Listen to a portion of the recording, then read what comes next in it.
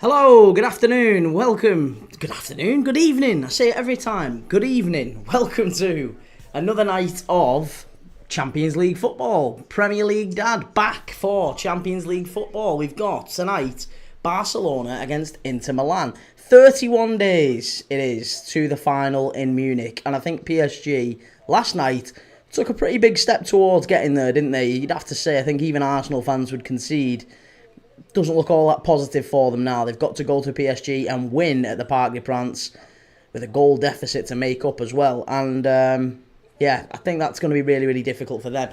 I think for Barcelona here, they go into this one as overwhelming favourites. They obviously it's not at the Camp Nou, it's at the Olympic Stadium, Barcelona's temporary home, while they're renovating their famous old stadium. And Inter Milan come here.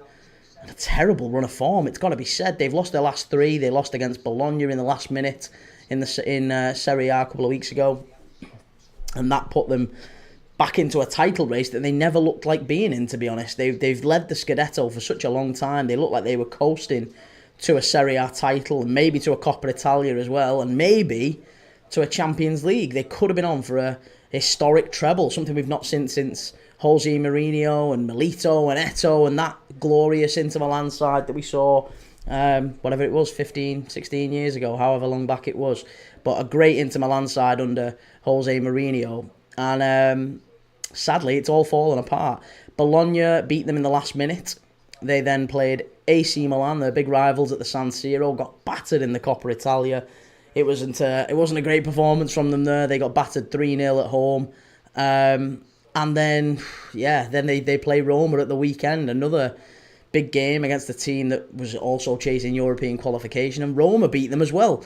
So 3 defeats on the spin. I think Inter Milan are going to come into this one and maybe be a touch pragmatic, I guess is probably the word I would use. They'll be expectant. They will be hoping that they can get something, but ultimately I think they'd be quite happy with a draw here. Get Barcelona back to the San Siro. I think they'd be quite happy with that, wouldn't you agree? Inzaghi would take a view on that. But Hansi Flick certainly will not. Hansi Flick is not interested in a draw tonight, I'm sure. Hansi Flick will be going for the win. He'll be going all out for it. And the lineups certainly seem to suggest that. But let's have a look at the lineups. We'll go through that in a second. I just want to catch up with the chat, because we've had a few people flying in all over. But we have got Szczesny in goal for Barcelona. Back four is the same back four that they started the Copa del Rey final with. Koundé, who scored obviously the winner against Real Madrid. Koundé, Pau Cubarsí, who was exceptional in that game. Inigo Martinez, much more experienced head alongside him. And Martin at left back. No Balde for this one. In midfield, it's Pedri, De Jong and Dani Olmo.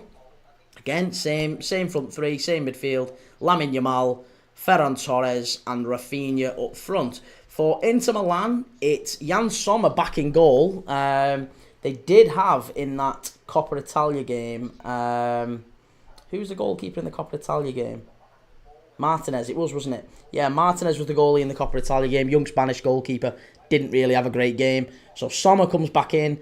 Bastoni, Acerbi and Bissek, who I did think had a really good game in that one. Bissek probably the shining light for Inter Milan in their last few games, at least. He looks like a very, very solid acquisition that he's come into the club. He's starting to find his feet a little bit more now.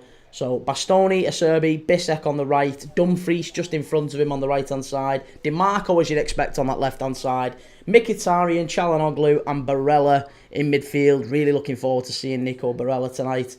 And then Thuram and Martinez up front two for Inter. So they've really, really gone for it. And I'm really looking forward to this one. I think it could be as good a game as last night was, let's be honest. I mean, tonight it's less of a hate watch, isn't it? It's less of a hate watch. We was looking forward to Arsenal getting a beating last night. Tonight, I kind of don't mind what happens in this one. I think Barcelona will win it, but I have been rooting for Inter Milan. Just on the sly, I've just been kind of rooting for Inter Milan through this tournament. I really, really like how they go about it and how they approach games. I think Inzaghi's been quite astute this season. It's just been these last few games when I've watched them, they've looked a completely different side. They've looked bereft of confidence. And maybe actually it's been Çalhanoğlu who's been a big miss in the middle of the park. Barella as well. He's taken Barella off in a number of games, which I've not quite understood why. So, yeah, look, it's going to be an interesting game this tonight. Barcelona, Inter Milan, the Olympic Stadium in Barca. Do we think that Barcelona win this one comfortably? Do we think it's a draw? Let me know in the chat what you're thinking. Stanley, hope Arsenal win it. They deserve it, to be honest. No, we don't. We don't hope Arsenal win it. Callum, this will be a draw, 2-2. Luke Wooten, all blades, aren't we? Sheffield United fans in the chat, love that. Blurry, were this team of Inter Milan against Milan, or where it was? Yeah, it wasn't a good game against AC Milan. Will Sings, Kabasi is such a good centre-back. Yeah, he's amazing. It's interesting how much Barcelona have been able to just rebuild their squad by, again, raiding La Masia, raiding the academy and bringing through players like Pedri, Gavi, Pau Kabasi. They've brought in a lot of young players again through in the same way they did with Iniesta, with Xavi, Busquets, bringing them through and getting them in amongst the team. It's a big, big thing, that, isn't it? Will Sings, what's happened with the new camp? The new camp is going under renovations. It needed some... I can't remember if it was something to do with the foundations of the stadium. They were expanding it, but they wanted to make some kind of... give everything a lick of paint and just generally update everything. It's a very old stadium, as we know. And a lot of stadiums in Spain are kind of open at the very top. It's so good in Spain. The Villamartin in Betis is like that. The Roman Sanchez Pizjuan in Seville is also like that. But Barca's is very, very high. The new camp is very high. And I don't know if it was anything to do with the weight and they needed to look at the foundations, or if they needed to just generally titivate it up a little bit. I don't know. What's happened with the new camp? Sorry, Luke, quality setup, to be fair. Cheers, mate, thank you. Blairy, I think 2-2, Lauro, Thuram, and Torres and Pedri. Okay.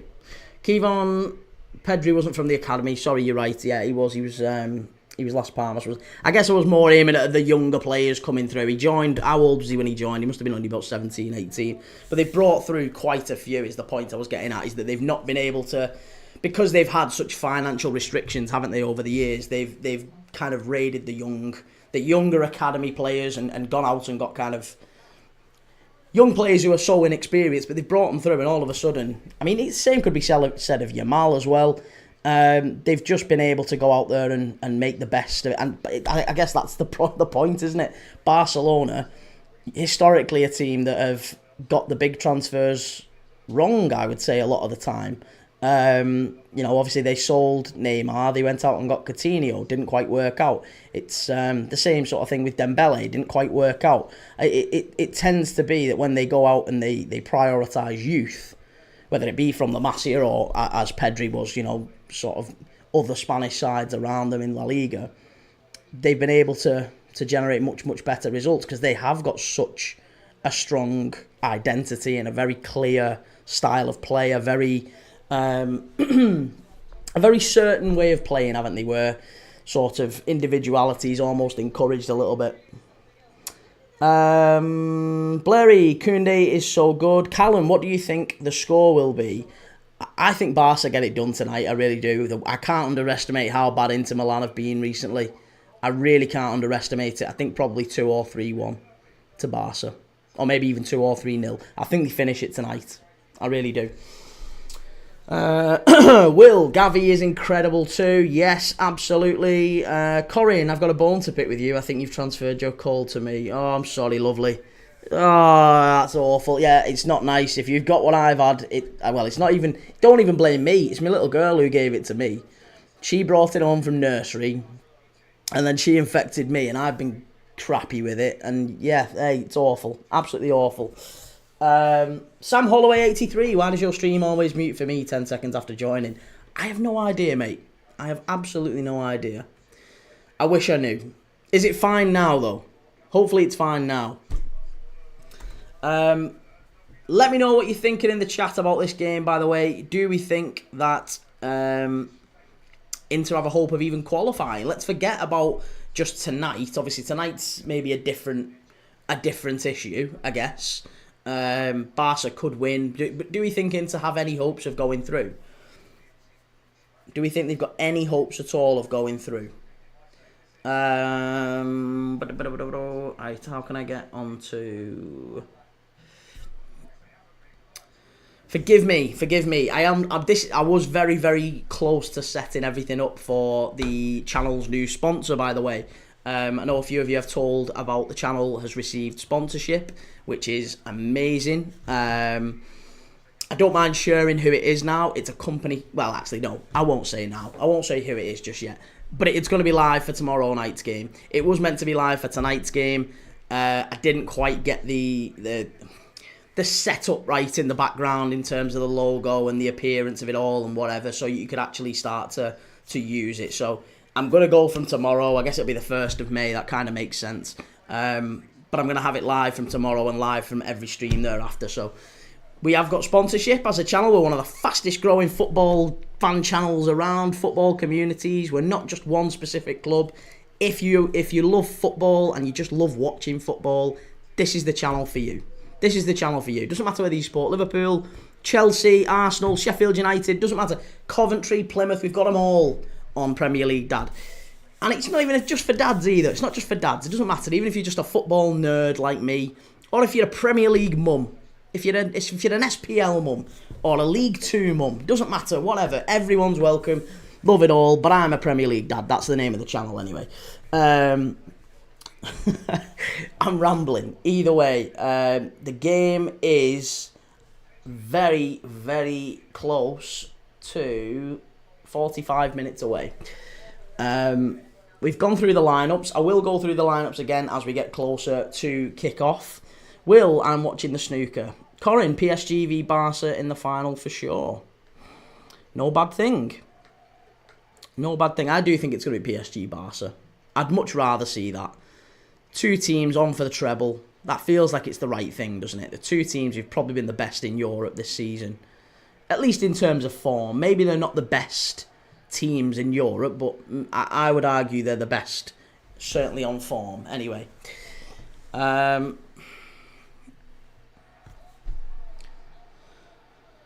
got a horrible feeling we've been shadow banned again on TikTok.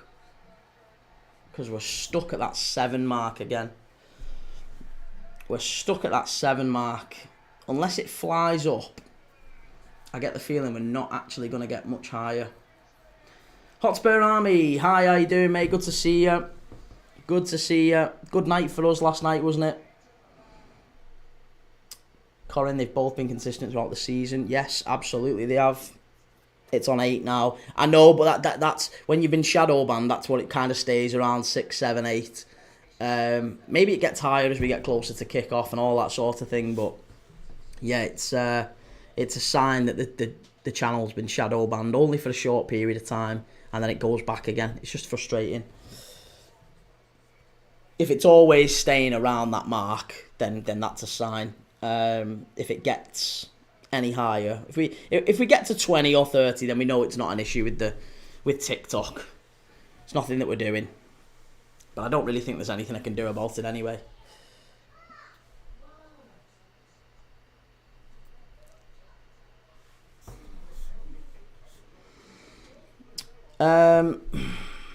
Corinne, so when should I start moving to YouTube? Go now if you can. Honestly, go now. It's probably the easiest thing for me to have people on YouTube. So yeah, we're getting very, very close to 5,000 followers on YouTube. Very, very close. So yeah, if you can go to YouTube and subscribe, if you can go and watch on there, that makes a massive, massive difference. If you're intending to watch the full stream with us, then yeah, YouTube is the better place to do that, because as of tomorrow, this camera will not be on TikTok. This camera will not be pointing this way. It will be this phone, and you'll get a slightly different view of me, slightly closer. Lucky you.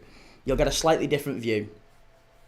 And then the camera will be, the full Premier League Dad experience will be on YouTube and Twitch and X and Facebook and Instagram and all the others.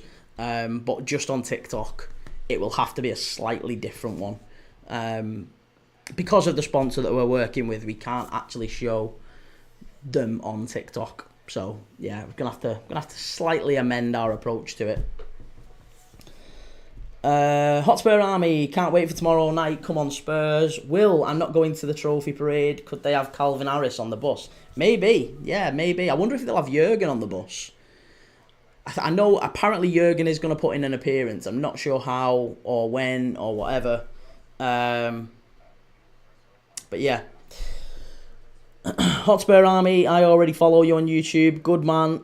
That's awesome. I can't wait for tomorrow night. Come on, Spurs. I think tomorrow night, listen, I'm not worried about Spurs. I know how you've been bad this season, but I can't see you not going through against Bordeaux Glimt. If you don't go through against Bordeaux Glimt, then, Ange Postecoglou's had an absolute shocker. Corin, tomorrow you change, is it? Yes, tomorrow night is the end of this view on TikTok, yes. So tomorrow's the big issue. LR, is it just me who thinks United will get stuffed tomorrow night? I don't know, actually. I mean, I certainly do, mate. Yeah, I think there's a good chance they do get stuffed tomorrow night. There's a number of fans, United fans, who pop in regularly in the chat and say that they believe it's a foregone conclusion that they're going through, and they actually feel quite confident. So it's nicely set up, isn't it? It's nicely set up. Sam Holloway 83, it's muted you again. What is going on? I can only assume it's TikTok. I don't know why.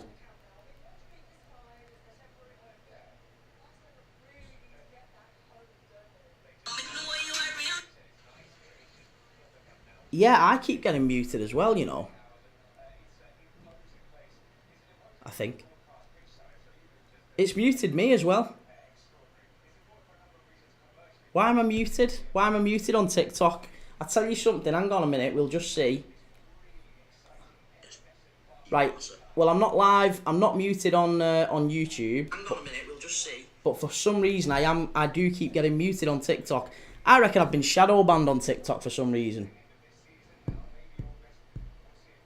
Yeah, I reckon I've been shadow banned on TikTok for some reason, Sam. I don't know why. I've had no notifications of anything. I have absolutely no idea why. But maybe. Do you know what it might be? I just wonder if it's because I keep mentioning the other platform, maybe. I just wonder if it's that. Maybe they've got a little keyword thing on. As soon as that word is mentioned. Yeah, I don't know. I'm just thinking what it might be. But it's certainly doing something. It's certainly doing something on the numbers, because we've stayed very steady at like 6 people on the live. And by this point last night, we had over 200 in the build-up to the Arsenal-PSG game. Now, admittedly, that's maybe a slightly bigger game. But, yeah, we're not getting any higher than 8. We're not getting any higher than 8.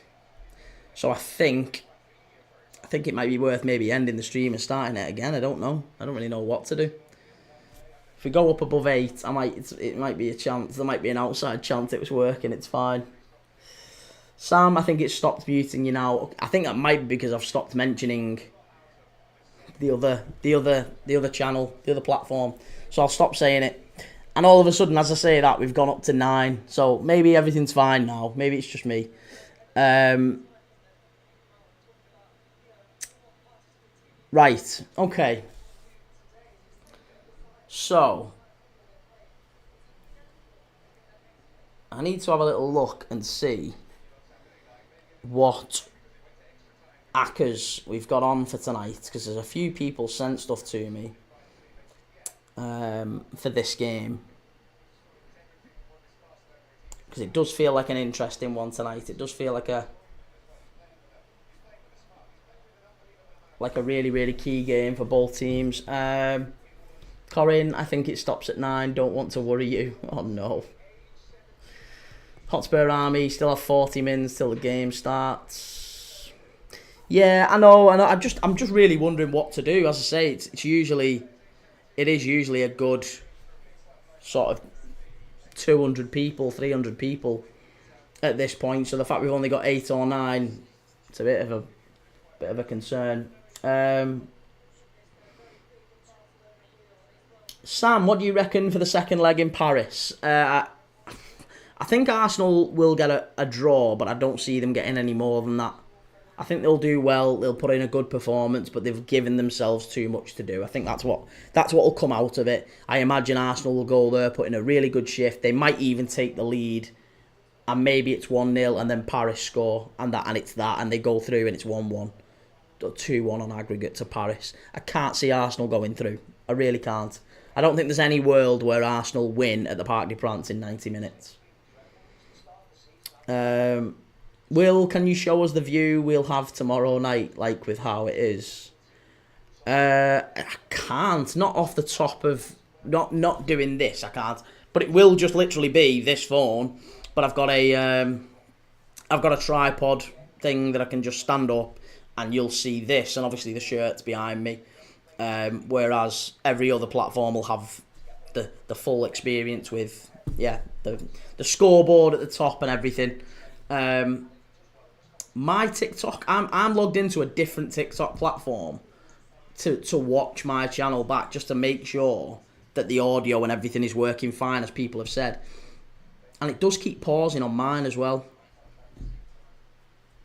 So God knows, I ain't got a clue. It'll be smaller pretty much. Well, yeah, it'll be smaller, it'll be closer. Like I said, lucky you, you'll get a slightly closer view. It's up to 10. Oh, there you go, back down to 7. Hey, listen, that's fine. Ayrton, mine doesn't pause. Maybe it's my Wi-Fi. Maybe my Wi-Fi's rubbish. It's just mad. And maybe it's just tonight nobody wants to listen to me or watch me. But we've had at this point in the night, usually it's up to a good 100, 150, maybe a touch more. So yeah, no idea. Connor Talks Football, thank you for the follow, Connor. You seem like a good account to follow, Connor. Ellie Smart, who we hate watching tonight? I'm not really hate watching tonight. I only had a hate watch yesterday for Arsenal, and we'll be hate watching United tomorrow. So we'll be back with hate watches tomorrow. And I might do a hate watch on Friday. We are live for City against Wolves. Not sure if that'd qualify as a hate watch. But we can make it a hate watch. I'm quite happy cheering Wolves on in that one, if you are. And then Saturday morning. Oh, we've got a decision to make about Saturday. We have, as a group, we've got a decision to make about Saturday. What do we do on Saturday? There's 12:30 kickoffs on Saturday, right? Aston Villa against Fulham. I'm a channel. Premier League Dad is the channel. I've got to watch Fulham against Villa, haven't I? European game, European qualification on the line for both of them. It's a big game. It's a very big game. Both teams got something riding on it. But I'm so tempted to do the Championship. The Championship final day, all games kick off at 12:30. It will be massive. Millwall away at Burnley. If Millwall can get a win, they'll probably finish in the Championship playoff places, and they could come up to the Premier League next year. Bristol City against Preston. Preston need to probably get a win to stay in the division. They're very close to going down. Bristol City need at the very least a point. Maybe even a win against Preston. So a lot riding on that one. Leeds away at Plymouth. Leeds need to win to maybe secure the Championship, and hope that Burnley drop points against Millwall and vice versa. And then there's Coventry against Borough. 6th against 7th, 8th, whatever it'll be. Again, there's loads of good games. Loads of really good games on Saturday lunchtime, and I have no idea what game to do. At the minute, I'm kind of set with Aston Villa against Fulham, but I could be swayed. If people think otherwise. Yeah, Blackburn as well, Sam. Yeah, Blackburn away at Sheffield United. They've got a chance of sneaking in. Obviously, Borough would have to beat Coventry. They've got a chance of sneaking in. There's just so many good games. So many. Jaden Thompson, what matches on Sunday? So we've got 3 matches on Sunday. On Sunday we have the early game, which I was going to do, Brentford against Man United.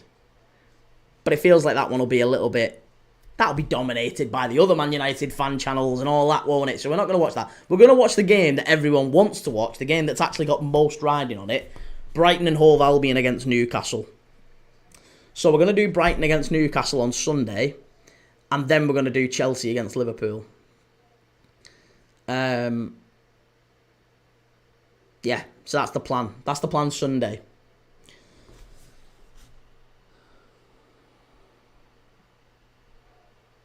Corin, I personally say Fulham versus Villa. Nathan Gleed, who do you fancy for the playoffs? I think Sunderland. I've stuck with Sunderland all the way through. Yeah, stuck with Sunderland all the way through. Hotspur Army, I'm watching Soccer Labs. You turncoat. You turncoat. You stuck with Premier League Dad all season. Stick with us. Balls to Soccer Labs. Blackburn would also be praying Burnley beat Millwall. Yeah, that's true. Very much so. Again, that's an odd turn of events, isn't it? Blackburn cheering Millwall on. Yusuf, the counter is approaching Thursday. Tomorrow's going to be such a good stream, you know. It's going to be such a good live. That is going to be like peak hate watching. Because I'm telling you, Bilbao are going to beat them. Bilbao are going to smash them tomorrow night. Sam Holloway, are you a Liverpool fan? I am, mate, yes. And that's kind of the naming of the channel has come from that, isn't it? I was a fan for many, many years, a match-going fan for many, many years. Went all over the world watching Liverpool for 30 years or so. And then I had my little girl, and now it's too expensive to go to matches. You can't do it anymore. I've got a family, so now I watch them here with you guys. So yeah, that's the thinking behind the channel anyway. Yusuf, I want to hate on Man U. Of course I will, sorry, try not to. Will sings that Enzo Lefebvre is quality for Sunderland. Hope he signs a permanent deal. Okay. He has done alright, hasn't he? I just think that Sunderland have got the most players in there with the Premier League X factor, I guess. They've got the players like Rigg, I think, has got ability. I know he's still young, but him, Bellingham. I think Ballard's a decent centre-back when he plays. And obviously they've got the Lefebvre and various others there, to be honest. Hotspur Army, Son injured, so I am watching Spurs at the weekend. Who Spurs got the weekend? Who Spurs got this weekend? I don't think I've seen that. Sam Holloway, are you originally from Liverpool or live there? I can kind of hear a tinge of the accent.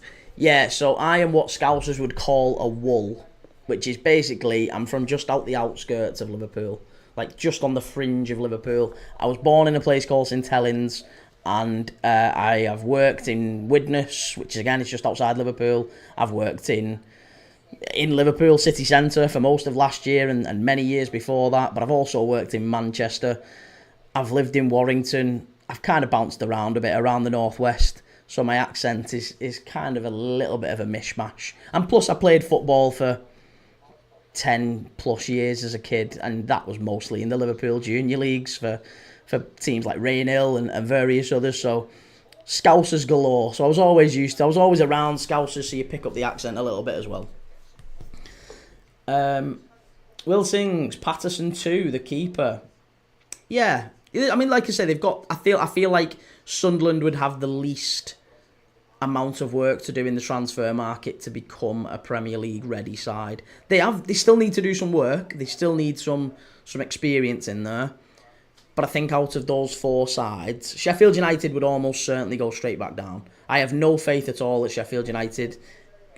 They need so much work, and I don't think Wilder is the right manager and all that. I've no idea at all that they're going to come up and do well. So for me, I would rather see Coventry or Bristol give it a go, because at least then it's a novelty. It's 2 teams we've not seen in the Premier League, or at least with Coventry we've not seen them for 25 years or so.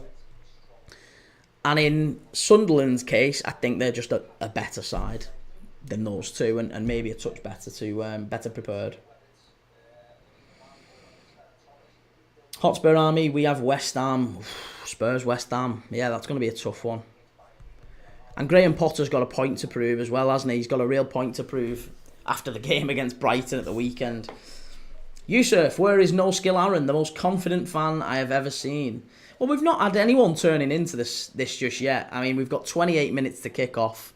We're still only sat on about 11 people on on TikTok. And as I say, usually it's a good 20, 30, 40, 50 minimum. Sometimes 200-300 at this point in the night before kickoff. We got to nearly 2,000 people watching us live yesterday. So, and that's just on TikTok. SAFC the Black Cats. You can tell Enzo he's a brilliant player, but he hasn't had much game time this season. Yeah, needs regular action, doesn't he? Oh no, it's Rio Ferdinand in the commentary box. I don't mind Ali McCoist. I like Ali McCoist, but Rio, that's going to ruin it tonight. Rio Ferdinand. We'll have to have him muted.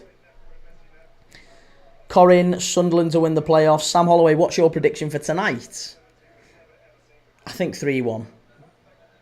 Or 3-0 Barca. I think it's going to be quite a comprehensive Barca victory, I would say. I have no faith at all in Inter Milan after the couple of games that I've watched. And the recent performances from Barca have been really, really good. Like, really, really good. They've started many games quite poorly, and in moments they've looked really, I guess, naive. You know, I go back to the game against Espanyol when... Not Espanyol, sorry, Celta Vigo it was, wasn't it? Borja Iglesias with the hat-trick. I think back to that game, that was a game where you looked at it and thought they'll walk that one at home, and they ended up winning it 4-3 in the last minute, having been 3-1 down. And against the Real Madrid in the Copa del Rey final, they were cruising. They were 1-0 up, probably should have been 2 or 3 in the first half. And then they go 2-1 down, and it takes Real Madrid to almost throw it away to get them back in it. But they're a very, very competent team. They're a very, very competent team, Barca. And yeah, I think they'll definitely reach the final. I just think PSG have got the edge on them, though. So my favourites overall would be PSG, but I think Barca get through tonight. Edward, how you doing? Good to see you. Yusuf, you will find him. Join now, he will tell you, my mate Cherky. SAFC the Black Cats. My predictions are 2-0 Barcelona. Okay. Corin, when I hear him in commentary, my heart sinks. Really? You can't stand Ali McCoist? I love him. I absolutely love him to bits. I think he's so good. SAFC the Black Cats is a Sunderland fan, Yusuf. Although they do wear a very similar kit, you'd have to say. They do wear a very, very similar kit. It's because he's looking at it and just seeing the red and white, I'm sure, with the black shorts.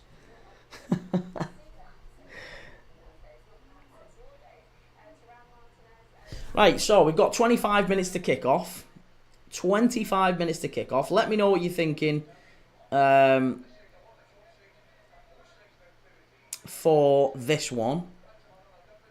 Lautaro Martinez has been very disappointing the last two to three games we've done. We've actually done watch-alongs on the last 2 Inter games, and they were really poor. Marcus Thuram, I think, is one to watch, albeit he's not been great in Europe this season. He's been better in Serie A than he has in Europe, but he's got a bit of danger about him, hasn't he? Yusuf, Ahmed and Matthijs de Ligt is back. Well, they're not back. They're not back. Let's just rephrase that. They're back in training. They're back in training. They're not back. They're back in training. That will not mean that they start tomorrow night. I am almost certain of it. I'll be very, very surprised if you see Amad Diallo starting tomorrow night in Bilbao. Very surprised. I don't think that's going to happen at all. Sam started muting you again. Are you live on that other platform? Yes, I am. I am live on other platform. That begins, that looks like that. That starts with that letter. Miley Watson, good to see you. Will Bilbao have some big names, so to speak, for Man U to deal with tomorrow? Yeah, they do, don't they? They really do.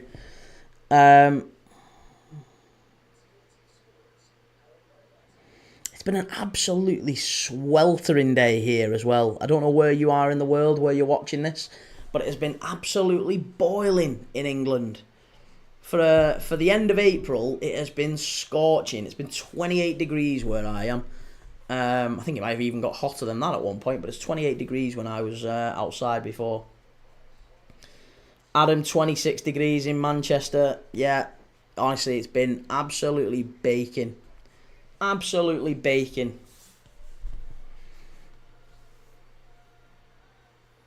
Corin, my last watch along on TikTok. Oh, hey, listen, just gradually edge across. I'll still be live. You'll still see me. It's all good. We still do the comments and everything on the other channel, on the other platform. Miley Watson, it was 33 in Liverpool.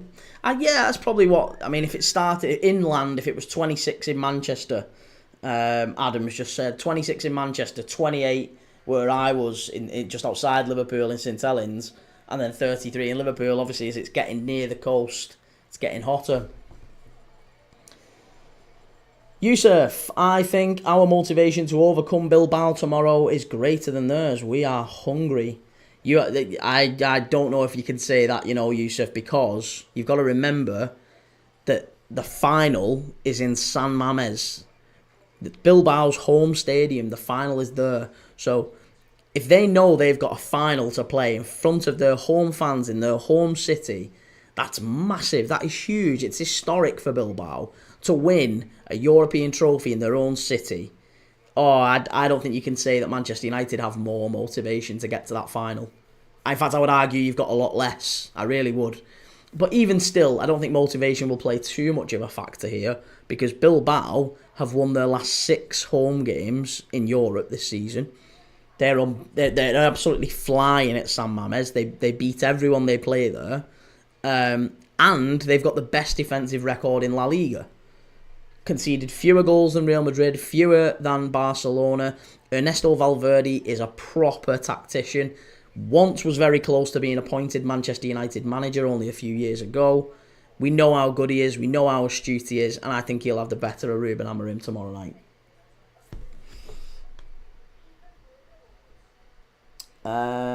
MLCICXN, what's your prediction for the game? I think 3-1. Maybe 3-1 or 3-0 Barca. I think they comprehensively beat Inter tonight.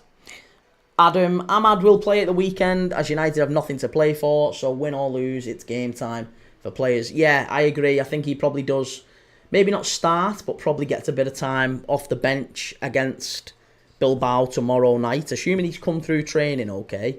Got to remember, he's been out for such a long time. He has been out for such a long time, and the club will, you would hope, try to be delicate with him and handle him in the right way. They won't just want to throw him back in because they need him. Because then the worst thing that happens is he gets another bad injury and he's out for another few months, and that screws up his pre-season. Maybe it becomes a recurring injury. It's the last thing you want. You've got to take care with players. You've got to think of their career. You've got to think of them over the next 6, 7, 8 years of their life and how their body's going to grow. And he's still only young, isn't he, Ahmad, as well? So he's probably not even fully grown into his body yet. He's still adapting. So I would imagine that we'll see Ahmad get some minutes off the bench potentially tomorrow, but far more likely against Brentford at the weekend. And maybe you see him next week in the second leg against Bilbao. That would be my call. Maybe I'm wrong. That's certainly what I would imagine. Caleb, come on, Inter. I don't think it's going to be an Inter win tonight. I really don't. I'll be very surprised. SAFC, the Black Cats. I can't believe Tommy Watson, our backup winger, got transferred for 15 million. Tommy Watson got transferred for 15 million. Why was he gone to? I can't say I've seen that. Adam, I'm a United fan and can't see us winning tomorrow. We can't score or defend. 3 months, I think it is. Wow.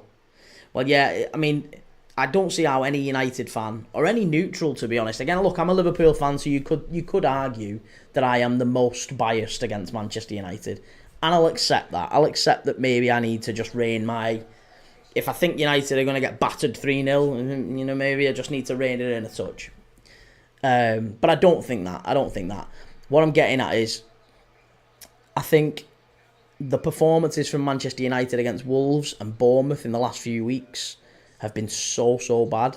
They've been so poor that I can't see anyone saying that United side goes to Bilbao, a team that is notoriously difficult to get anything against, even to score against, at home at the San Mamés, and beats them. I think if United get a point tomorrow night, or a draw rather, if United get a draw tomorrow night, it's a phenomenal result. And I mean a phenomenal result. I actually think it wouldn't be terrible if United lost 2-1 or 1-0. Even if they just have a 1-goal margin to make up, but getting them back to Old Trafford, they would still have a reasonably okay chance to try and get back into it. What they can't have is Bilbao 2 or 3-0 up. That can't happen, and that will be tie game over. I think it's going to be a game of low scoring, or a low scoring game. I think it's going to be a game of very few chances. But every time I've said that, as many people on the channel will attest to, every time I've said it's going to be a game of low chances, it's ended up like 3-2 or 4-3. So, we'll see. Corin, Havertz is coming back soon for Arsenal. They'll need him. Sam Holloway, do you think Nico Williams would be a good or a meh signing for Arsenal? Well, yeah, I think he would be a good signing for him, but I'm not sure that Arsenal pay whatever it is, it's 60-70 million that Bilbao want for him. I'm not sure that Arsenal pay it for him when Martinelli is now back playing. It made sense when Martinelli maybe wasn't quite at it, was he, Martinelli? He wasn't quite there, and then, that made sense. They would need to go and get a left winger to compete and really drive the team forward. Martinelli seems to have come back into some form in the last month or two. I don't know if you would agree, but I would argue that they're probably far more likely to go out there and get a younger sort of backup to, like the same way they've got Saka on the right, Saka and Wanyeri on the right. It might make sense to have a Martinelli and maybe I don't know, go and get another 18, 19-year-old left winger, someone who can come in and contribute. But they're not going to go and pay 70 million or 60 million or whatever it is for Nico Williams, who's going to sit on the bench for the most part, or Martinelli's going to be on the bench for the most part. I just can't see that with Arsenal's finances. I could be wrong. I don't believe that's going to be the case. Adam, but we do that against Lyon. It's madness. The thing is against Lyon is that was just a chaotic game, wasn't it? What did it finish in the end, that, on aggregate? 7-6. It's 7-6 to Man United. There was 13 goals in that game. That is just, unsustainable for any team. Lyon would have been ashamed to have conceded 7 goals over 2 games. And Man United the same. 6 goals in 2 games conceded. A large portion of that with 10 men as well. And they needed a last-minute header from their centre-half to go through. That, to me, doesn't make me think that, wow, Bilbao have got a real problem here. Actually, it makes me think United have got the bigger problem. That was against a team that conceded goals like nobody's business. Lyon pretty much conceded on every attack across those 2 ties. It's not going to be like that against Bilbao. United have got one of the lowest scoring teams. I think there's only Everton and West Ham. I forget the bottom 3, the 3 that have gone down. Out of the 17 teams that's left in the Premier League, I think there's only Everton and West Ham scored fewer goals than Man United. Last time I looked, I might be wrong on that, but again I looked and it was Man United are right down there. They're up there with the worst defences, worst attacks in the Premier League. So one of the worst attacks going to potentially the best defence in Spain, maybe one of the best defences in Europe. Doesn't bode well. I don't think United score any more than 1 or at best 2 across the 2 legs. Will Berenger, or however you say it for Bilbao, is great too. Yeah, Berenger's very, very good. There's loads. There's absolutely loads. SAFC, the Black Cats, he got transferred to Brighton. He got transferred for 10 million, but we got bonuses and that. Nice. Sam Holloway, 83. I think Doué would be perfect, but of course, unrealistic. Well, Doué's right side, isn't he? Doué's right side, but I agree, he's brilliant. We were saying last night on the live, PSG against Arsenal, we was watching that, and I said if Liverpool are looking for a Mo Salah replacement in 1, 2, 3, 4 years, whenever it is that Salah decides to go, Doué is the one. He's the best that I've seen for that. He's absolutely brilliant. I mean, in terms of realistic, obviously we'd all love to go out and get Lamine Yamal or someone like that, but I think Doué would be realistic. Corin Wilson, do you rate Kobbie Mainoo? I do, yeah, I do rate Kobbie Mainoo, but I'm not sure I would say he's like an elite or top class central midfielder. It kind of frustrates me that United are talking about selling him. Like, as a Liverpool fan, I want to see United bringing players through from their academy and nurturing them and giving them opportunities in the first team. That's exactly what you would expect from your, the biggest clubs in the country. The same way we see Barca doing with Gavi and Lamine Yamal and all those through from La Masia. Same sort of thing with Liverpool and Man United. You want to see the academy players coming through and getting chances in the first team. And when they do that at United, and then immediately there's talk of selling them because they get a good book value. They get a good, it looks better on the profit and sustainability sheet. It looks good on the balance sheets if we sell an academy player because they cost nothing, and therefore if we sell Mainoo for 80 million quid, then it's 80 million quid profit. It's not like, for example, Mason Mount for 50 million quid. If we go out and sell him for 60, let's say, we have to write off the 50 we paid for him and all that and wages and balance it. We actually only make 10 million on that deal. It makes more sense to go and sell your academy players. But to me, it's like antithetical to everything about Manchester United. You don't want your best young players going, so I really wouldn't want them to sell him. But I don't think he's brilliant. He's just okay at this stage. I wouldn't he's not an Adam Wharton, for example. And maybe the difference with Adam Wharton and Kobbie Mainoo is just game time. Maybe if Kobbie Mainoo was at Palace and was starting as many games as Wharton does, then maybe he would be thought of in the same regard. But yeah, Kobbie Mainoo's a very talented young player, but he needs games to fully understand where he can get to in his career. KAMC, Ben Doak is better than Diaz. Well, they play on different sides of the pitch, and I wouldn't say he's better, but Ben Doak's a very good young player as well. He's another one who I think will leave Liverpool. Sam Holloway, I think the market for left wingers is a struggle at the moment, as there aren't that many that are shining and ones that you can go out and get. You're probably looking at Semenyo is one. I know Semenyo plays on the right quite a bit as well. But Semenyo, maybe Kluivert, maybe Ouattara as well. Ouattara's another one worth watching. It feels like there is a market for left wingers. I know what you're saying though. There's probably fewer left wingers than there are right wingers right now. Realistic targets as well that you could go out and get. And they're all of the ones that you can as well. It tends to be Quenda, for example, at Sporting Lisbon, and they want massive money for them. That's the real challenge as well. You look at players like Quenda, Real Madrid, Sporting Lisbon are demanding, is it 50, 60 million quid for him? 50, 60 million quid for him.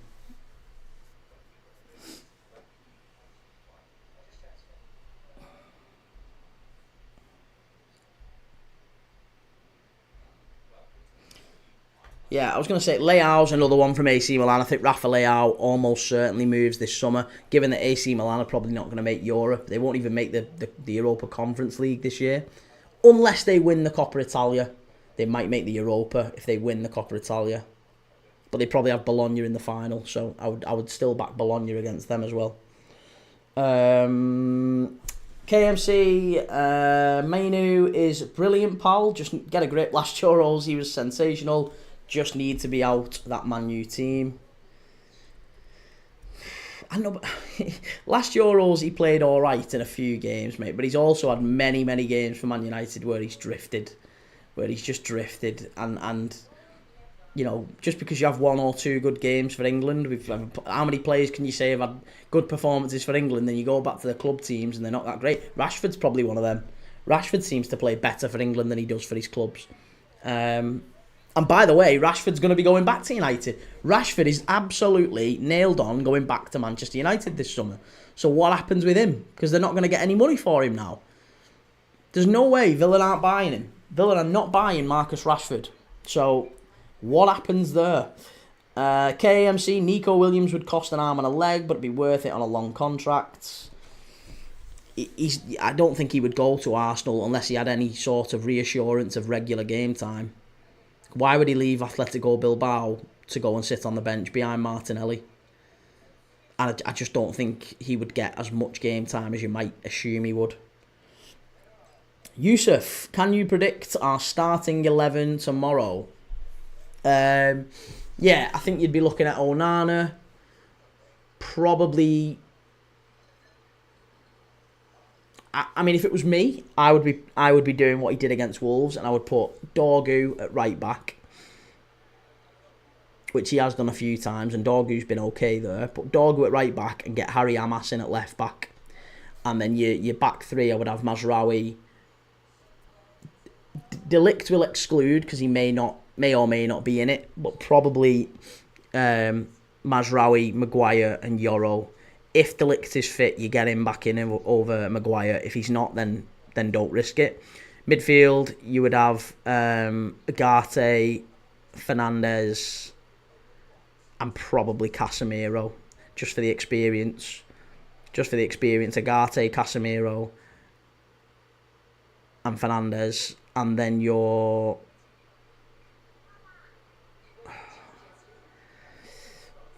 Yeah, probably Garnacho. Yeah, probably Garnacho with Højlund. I was just thinking about who else you could maybe squeeze in up there, and would you potentially try Ahmad? Obviously, there's no Xerxes. There's no one else you can really put in there. Mount, I just don't think's done enough at United to get in. So that would be my prediction. But let me know yours. Sam Holloway, he's off to Chelsea, isn't he, Quenda? Well, there's rumours about United. Again, you can't really predict just yet until we know what happens at the end of the season. Whether United have got Champions League football. They won't have, but they think they're going to, don't they? The fans all think that Man United are going to get European football. They're going to get Champions League football, and that's going to be a big thing for them. That's going to drive all these players to them. It's nonsense. They're not going to do it. Sam, I thought Sporting accepted Chelsea's bid for him. But isn't it not? I didn't think it was secured. I thought it was still up in the air. I know they had a bid accepted for Asugo about the same time. Obviously, Asugo's out at Las Palmas on loan, but I don't know if it's been fully agreed that they're actually going. Oh, they have. Hey, they have. Yeah, I've missed that. That was last month. They've signed Quenda and Asugo for a combined 62 million quid. Jesus Lord. Jesus. 62 million. Yeah, it looks like Lamine Yamal might be limping off. He might be out of the starting lineup here. That's not good. Good shout, Benny.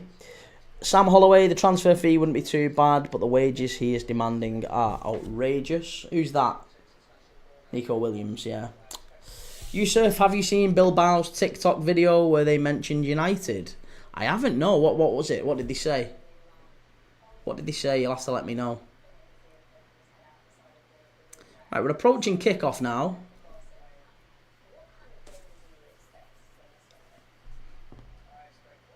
We are approaching kickoff.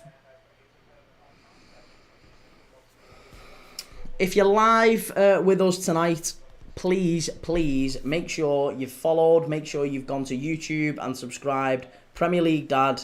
We are live tomorrow night again for Athletic Bilbao against Manchester United.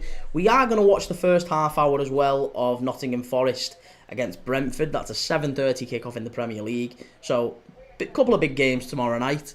And then on Friday, we're live again for Manchester City against Wolves in the Premier League. And then as usual, big full weekend of football. 4 games we're live for on Saturday, back to back, 4 games, 3 on Sunday. And who we live for on Monday? I can't remember who we've got on Monday. But we're live every single day. That is the beauty of what we do here at Premier League Dad. Our community of fans here. We're one of the fastest growing fan channels. We've just received sponsorship as well from a big growing company.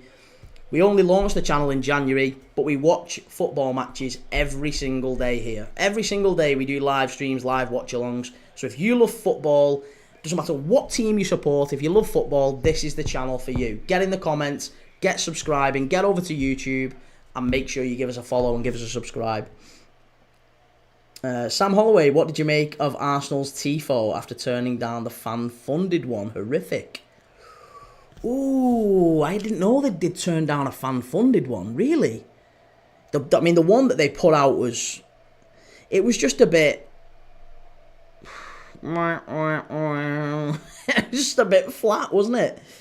I thought they could have done it a lot better, especially when you look around at other Tifos that you've seen across Europe that are a bit more extravagant and a bit more boisterous, a bit more... Not boisterous, what's the word I was going for? A bit more ambitious, I guess. I'll tell you what, that is one of the happiest yet creepiest mascots I've ever seen there. Jaden Thompson, is it on Prime? No, it's on TNT. Sam Holloway, fans raised 12 grand for one. Bloody hell. 12 grand for a Tifo. That's crazy, isn't it? Absolutely crazy. It's got to have been better than the one that they actually put out, so... Disappointing from Arsenal, but it was quite funny.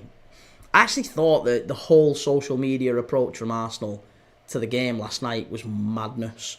Mikel Arteta coming out before the game and posting that video. I don't know who let that pass. I don't know whose idea that was. But Arteta doing a video where he talks about we need you to turn up. We need you to kick every ball with us. Bring your boots. Turn to your the person sitting next to you. And we need that chemistry, we need that connection, be with us on the pitch, kick every ball. Imagine having to tell your own fans that for a Champions League semi-final. Imagine having to tell your own fans to get up for it. Like, it just baffles me. It baffles me.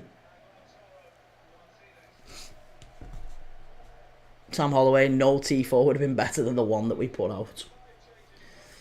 Yeah, I mean, it probably would have just deflated the players seeing it. But I thought that was quite interesting as well, what Declan Rice said. Declan Rice was talking in the huddle, the pre-match huddle, wasn't he? Saying, if we don't have the ball, we die. And at one point in the first half, I think it was about maybe 35 minutes in, PSG had about 75% possession. That's what he said. I mean, so you think about how Arsenal actually started the game. They started without the ball and PSG absolutely dominated them. Minute silence here for Pope Francis. A man of justice and peace, says TNT Sports. Right, we are approaching kick-off. We are precisely 30 seconds away. I'm just going to get the clock up and live on screen.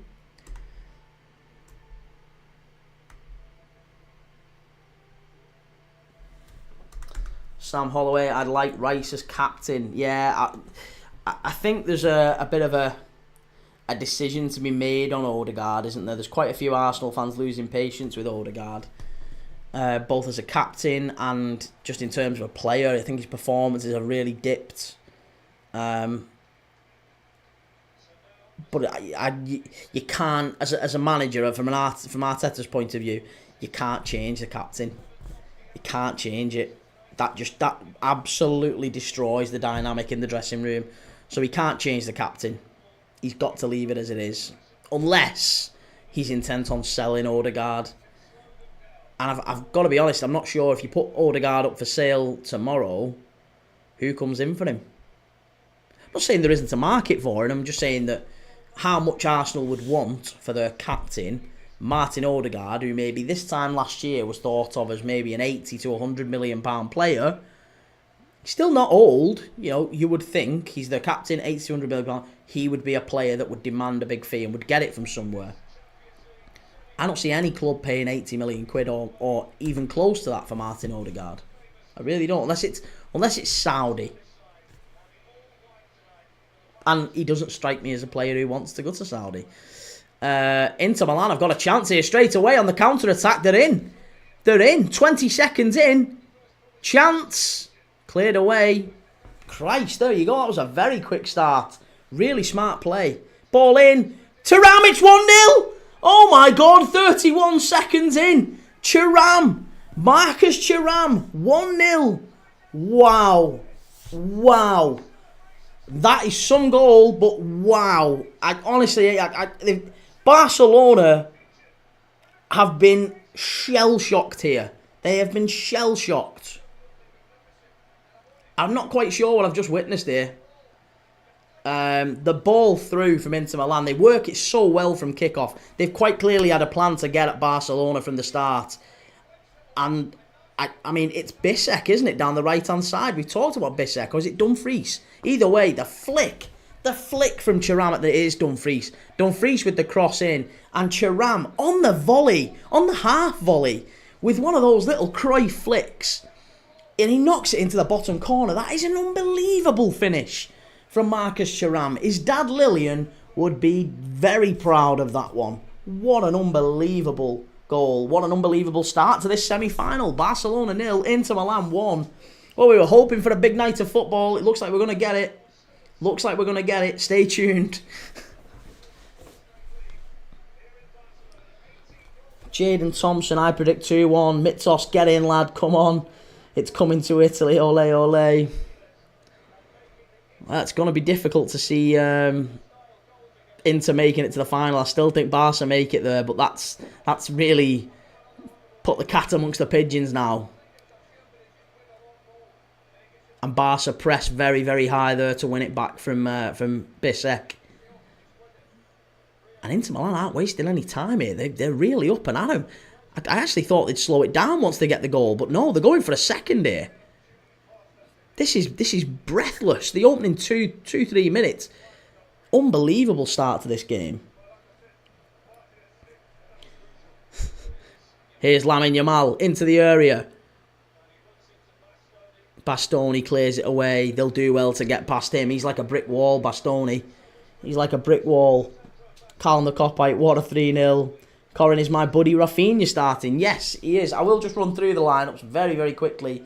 For those that haven't seen them, I will just fly through them. So, for Barcelona, it's Szczesny in goal. Koundé, Kabasi, Martinez and Martin.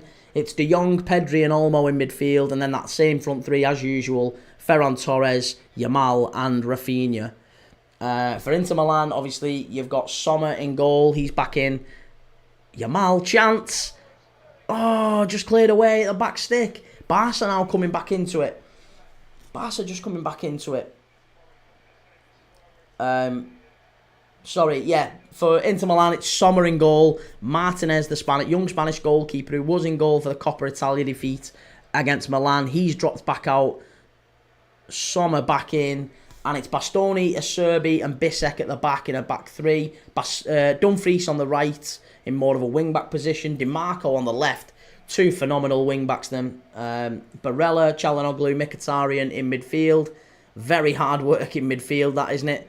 And then you've got Thuram and Martinez up front. Lautaro Martinez. Lautaro Martinez, who, by the way, has scored and or who has as many goals and assists in Serie A this season as Scott McTominay. Bet you never thought we'd be saying that at this point in the season.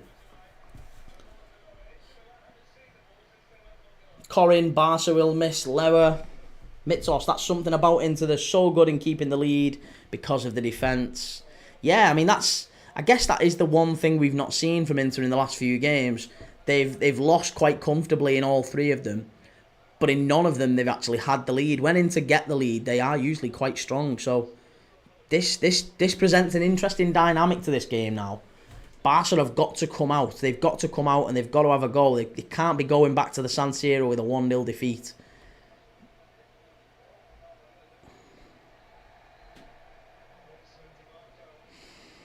Javier, it'll end 2-0 or 4-1 to Barca. Sam, is he having a poor season or is McTominay having a good season? I think probably an element of both.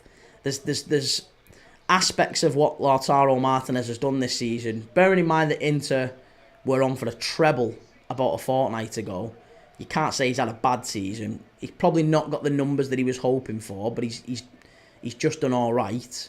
And Scott McTominay, he's a dream from Napoli's perspective.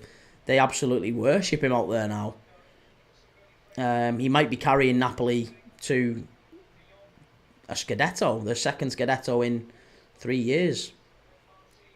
Chance, unlucky, comes out. He went for the penalty there. The referee says no. There was a claim by Barca. There was a claim. Sam, I remember Arsenal really struggled when Inter went 1-0 up.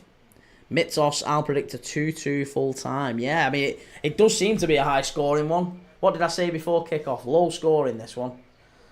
What do I know? What do I know?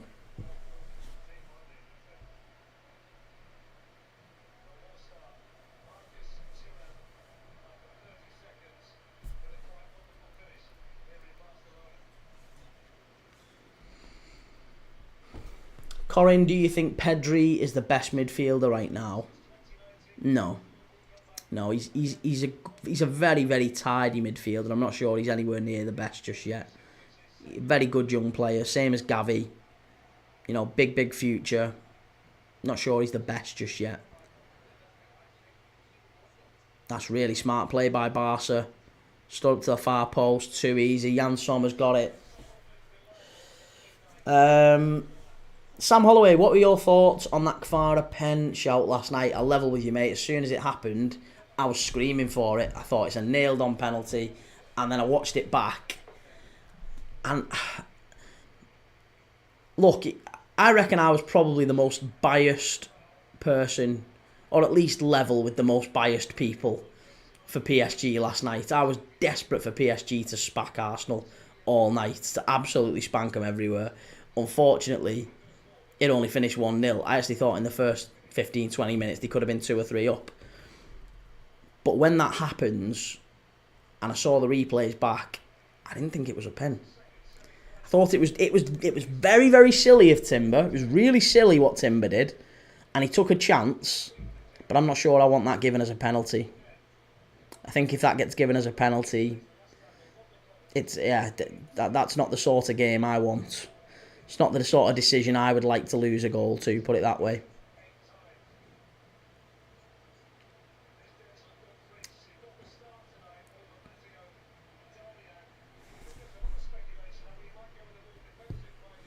Corin, what about Rodri? Well, I mean, Rodri we don't know, do we? Rodri we need to see how he comes back after his injury. But yeah, he's exceptional too. I just don't think he's necessarily going to come back the same player as he was when he left. It's always the way when you get those big knee injuries, you're out for such a long time. Mitos, I respect that but Barca start to dominate the possession. They are already. I mean, here's Yamal down the right-hand side. Good bit of defending there by Bastoni. I don't know why Yamal's gone down. Do you know what? I'm rapidly starting to dislike Lamine Yamal. He's becoming that player now. He's becoming that player. Diving, going down, holding his face where he's not been touched. It's so poor from him. So poor. Sam, I think it's one of those where whatever the ref says, the VAR isn't going to overturn it. Yeah. Maybe it's an amber penalty, isn't it? An amber. It's certainly not a nailed-on pen, but you could see why it's given, kind of thing. I'd have loved it if it was given, but if I was the referee on the night, I don't think I'd have given that. Reese, who scored for Inter? It was Marcus Thuram, mate, in the 30 seconds. 30 seconds in. They scored. Oh, no. I've just shown me drink. Please don't show that on TikTok. There's a logo on that drink. I've got to be really careful showing that logo on it because it said last time I was consuming alcohol, which I really am not. It's just Pepsi. Gutted. I'm going to have to drink out of a different bottle. Reese ban. Honestly, didn't even clock myself that I'd had that drink. Just picked it up and thought, Christ, I can't show that on here. Here's DeMarco. Ball into the box. Chance for Inter. Thuram comes all the way through to Dumfries. Barcelona are all over the place defensively.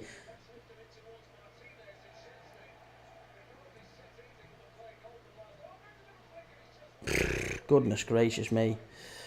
Reese with Prem Dad we stand, mass reporting.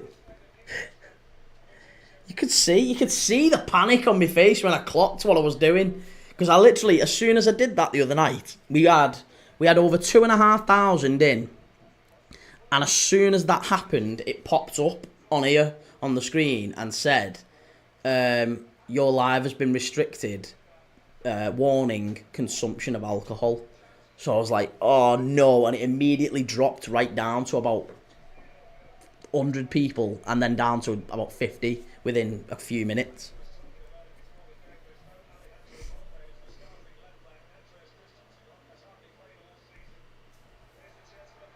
Barca, oh, he missed it! Oh, Ferran Torres has to score. Hansi Flick's not happy with that one. Lamine Yamal created it for him. It fell to Ferran Torres just on the edge of the area. The ball just seemed to fall at his feet, and he opened his body up. Oh, it's actually a really good piece of defending. Again, unsurprisingly, from Bastoni. Bastoni dives in at his feet and manages to get... He doesn't get anything on it, but he makes sure that there's no way that can go goal bound. And Ferran Torres hits it wide. Still 1-0 Inter. Hyper295, what? You can't drink on live? No, you can't, mate. You can't. You absolutely can't. Certainly not alcohol, anyway. The problem is, I had a glass with a popular brand on it that was filled with a non-alcoholic beverage. And they immediately determined that to be, yep, you're drinking alcohol, ban. Shadow ban. SAFC, the Black Cats, 1-0 Inter, yeah. Mitos, I think Ferran Torres is overrated, man. Don't get me wrong, he's good, but not that good, as they say. I was really surprised when Torres went to Barca from City, because I thought he was wonderful at City. I thought he was a really, really solid player. He hasn't maybe been quite as good at Barca, but he's still, I think he's a very reliable backup. I would still expect at some point in the next 12, 18 months, once Lewandowski moves on, Barca probably invest in a top centre forward. Who that is and what that looks like, let me know what you're thinking. I mean, could they be one of the teams maybe going in for Isaac? Do we think it's maybe Sesko? Or, I think there's a few players I think Barca could go in for that would suit their system. Hyper295, that's mad. I've seen many drinking on here and they don't get nothing. Well, I don't know. Maybe it's one rule for one rule for another, but that's certainly what happened to me, mate. DJ Foxy would love to see a PSG Inter final. Yeah, I mean, as long as it's PSG, I kind of don't mind. I just don't want Arsenal in the final. I really don't want Arsenal in the final. Edward, how's your sponsor going? Sponsor is going very, very well. I very nearly had it live for tonight's game, but my own fault. Couldn't get it going in time. So I've got the setup and everything ready, so it'll be live for tomorrow's game. The sponsor will be debuting tomorrow, 1st of May, for Athletic Bilbao against Manchester United.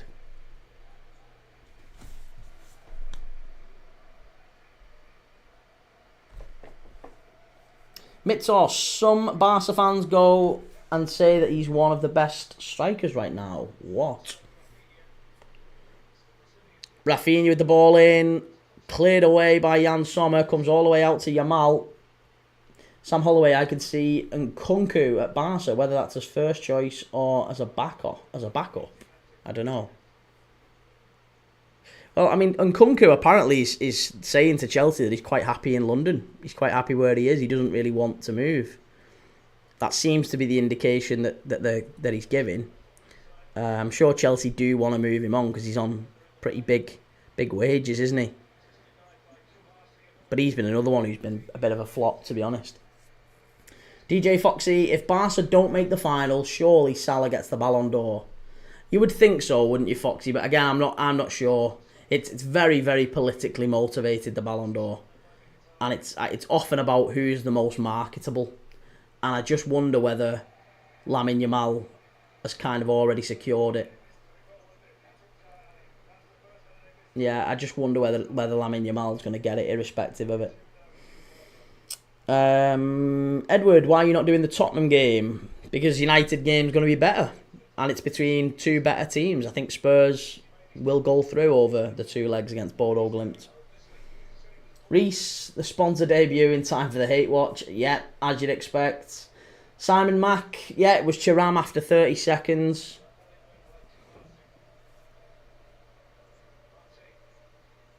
Mitos, if Barca don't make it to the final, then Dembele is probably getting the Ballon d'Or. Dembele getting the Ballon d'Or just feels wrong, though. I know he has been good. He has been, he's got good numbers this season, but I don't know. I do. It might well be, if Barca or PSG win the treble, then it might have to be one of their players that gets it. And yeah, I guess we'll see. Sam, didn't Dembele go through a massive dry streak? I think he did, didn't he? Yeah, he went through. It was a good couple of months, I think. But Salah had, before he scored the other day, he hadn't scored for 50 days, I think someone said. So they've both had their moments, haven't they? But I just think Dembele is such an odd next Ballon d'Or candidate. Whereas I think Salah, you look at Salah and you think, well, he's one of the best we've seen over the last 10 years consistently. He's won everything. With Liverpool, he's got to multiple finals. And he's one of the best African footballers we've ever seen. So, if not the best. I know George Weah won the Ballon d'Or in 1996, 95 with AC Milan, whatever it was.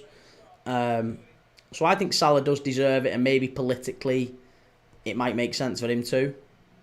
But it's never done based on merit. So forget the whole Ballon d'Or thing, forget the whole stats or performances or whatever. It's never done that way. It's always done based on marketability.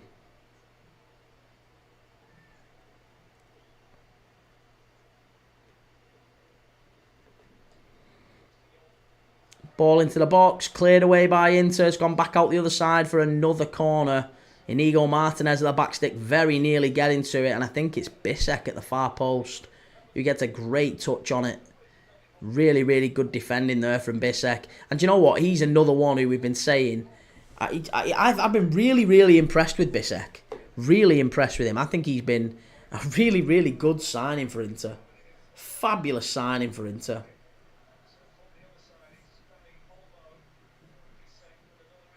Ethan, it'll be like when Messi beat Haaland to it, a knockout tournament deciding it rather than a season of greatness. Yeah.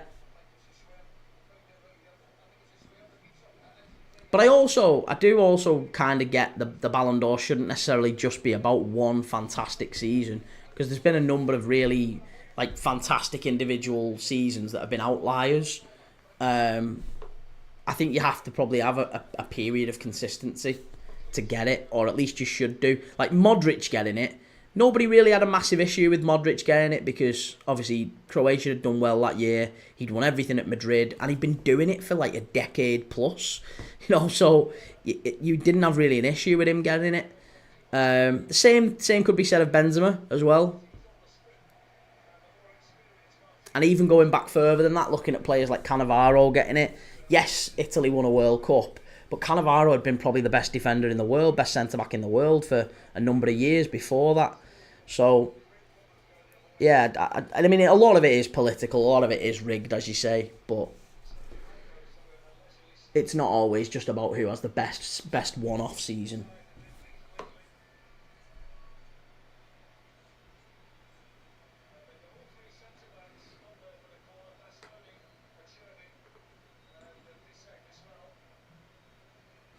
Sam Holloway 83. I think it's quite sad you never really see defenders getting it. Oh, it's 2. It's 2. Oh my God, it's Denzel Dumfries. It's 2-0 Inter.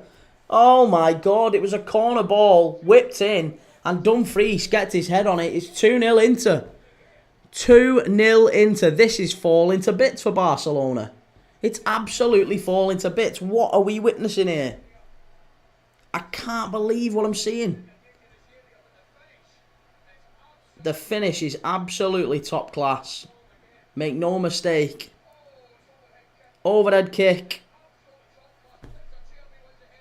Acerbi with the flick on. Dumfries. There might have been a claim for the high foot, but no, you can't get away with that. It's an overhead kick from Dumfries in the 6-yard area. Oh, it's a great goal. Great goal. And a big goal. A really big goal for Inter Milan.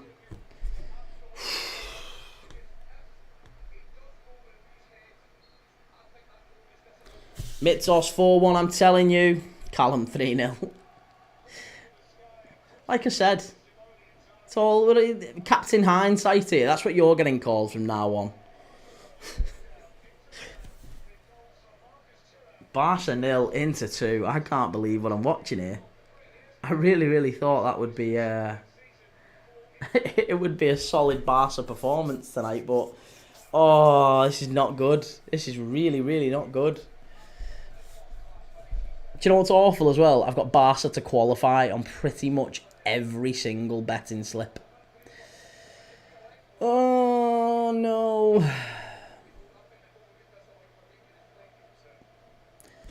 SAFC crazy, wasted everything on Madrid. They've just not turned up. They've just not turned up, and it's been a quick start from Inter. 2-0 up inside 20 minutes. Who would have predicted this? Who would have predicted this? Reece, Arsenal versus Inter still on. You know what? Arsenal fans just praying they get to an easy team in the final. Quote unquote easy. Oh no.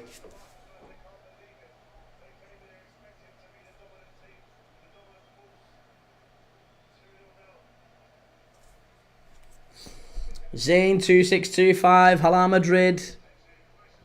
Not a good season for Madrid so far, and it is getting better tonight though with Barca losing. Here's Yamal. He's got Koundé with him. Gets it all wrong. Jan Sommer comes out and claims nice and easy. Inter Milan winning 2-0 at the Olympic Stadium in Barcelona. Goodness gracious me. RJK TGG. I don't know what TGG means, mate. Long ball over the top. And do you know what? It's not even like you can say Inter Milan have hit them on the counter or, you know, they've not sat back and been negative. They've actually been really good. It has been all Barcelona since that first minute. Here's Yamal. But Inter have had 2, maybe 3 clear chances and scored 2 of them. And now they are very deep. There is no space in between the lines at all. Martinez is pressing very well. Oh, it's really good play on the other side by Thuram. Here's Lamine Yamal. Bit of individual genius here. It might have to be. Oh my God. Oh my God. I can't believe what I've just witnessed. Oh, give him the Ballon d'Or. Give him the Ballon d'Or. Give it to him. Give it to him. Give it to him. I absolutely adore Mo Salah. He is a fabulous player, but that kid is the best in the world. That is unbelievable from Lamine Yamal. It's 2-1. He picks it up. He spins away from Marcus Thuram. He cuts inside, cuts on his left, opens his body up and passes it into the far corner off the post. What an unbelievable finish that is. When I say that is that goal might define the Champions League this season. A sensational finish. What a fabulous start to this tie. 25 minutes in, Barca are 2-1 down, but they're coming back into this. This is going to be a massive game tonight. I'm so glad. This is going to be a great game now.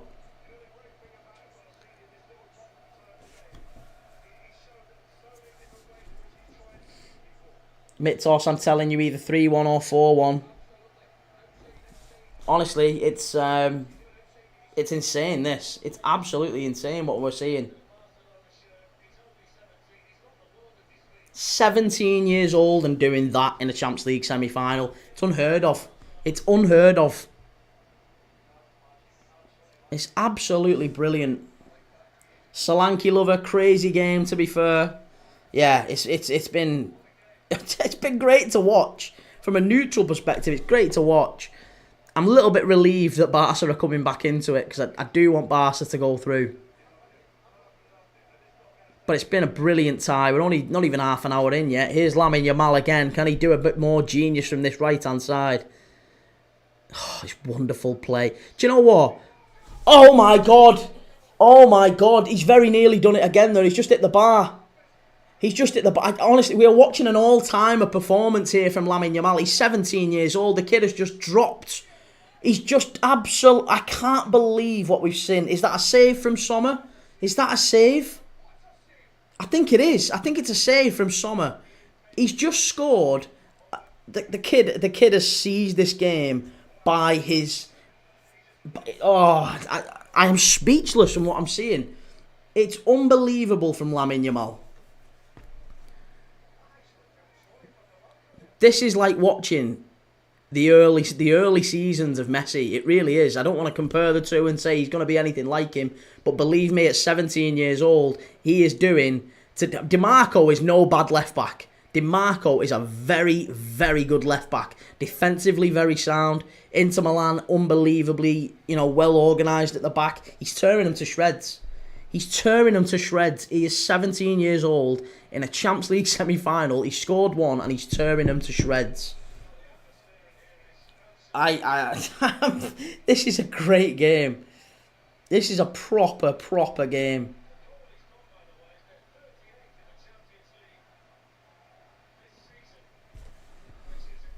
Sam Holloway, if Yamal is a Messi regen, who do you think the Ronaldo regen is?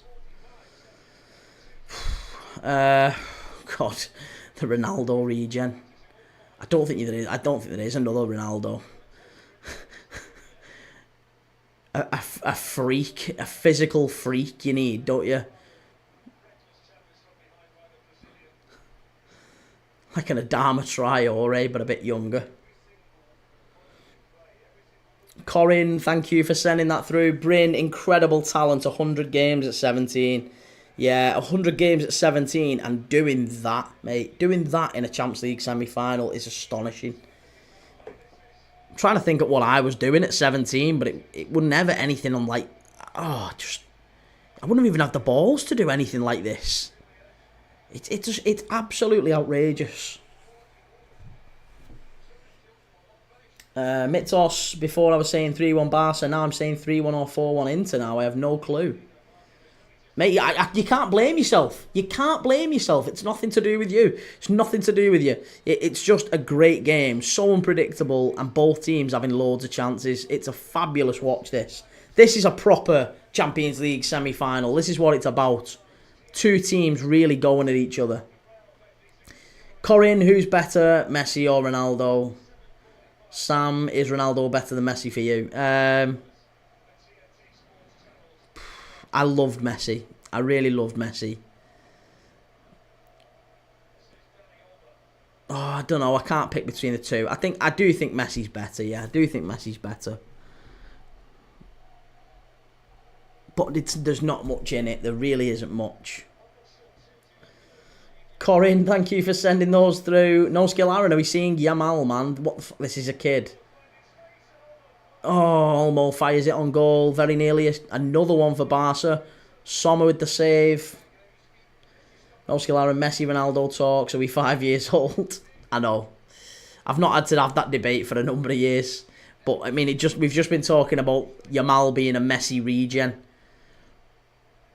And he looks 17 years old. I am gobsmacked at what we're seeing here. He's here again.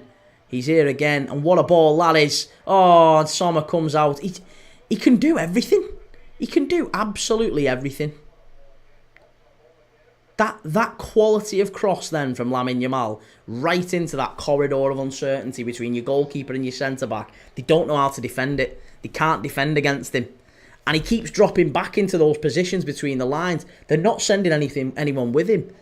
If you're Inzaghi at this point, you're probably just saying to DiMarco and Acerbi, or DiMarco and Bastoni, just go and stand on him now. Go and stand on him.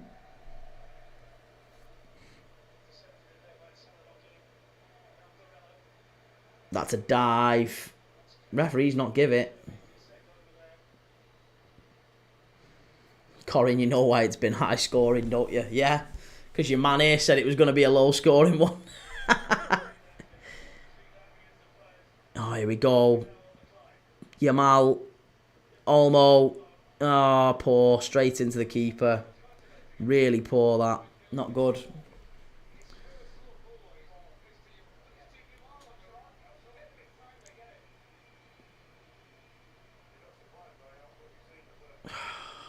So good. Honestly, do you know what?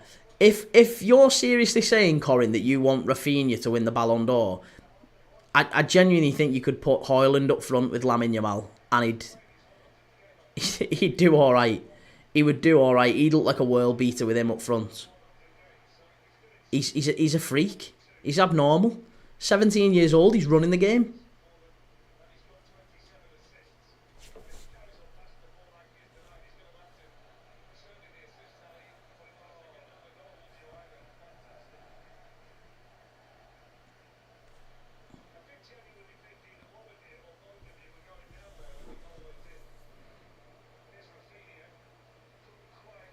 Good play by DiMarco, getting it off Rafinha in the area.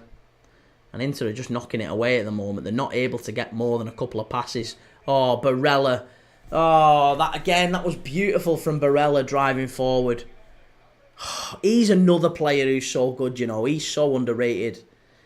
I'd love him at Liverpool as well, Barella. An absolute genius. He's maybe a little bit of a Pirlo regen. Really, really good. Well, he's not actually. He's nothing like Pirlo. He can pass like Pirlo at the best of times. But the way he drives forward as well, he's so underrated in that sense. De Jong out to Lamine Yamal. Yamal with the left-footed ball in. Oh, it's into such a good area. It's just, honest, look at Hansi Flick. If you're Hansi Flick watching this, you're just thinking to yourself, lads, he can't keep doing this. He is literally putting it on a plate. If Lewandowski is in that box, he's got a hat-trick already. Corin, Barella isn't talked about enough, like you say. Yeah, he's so good.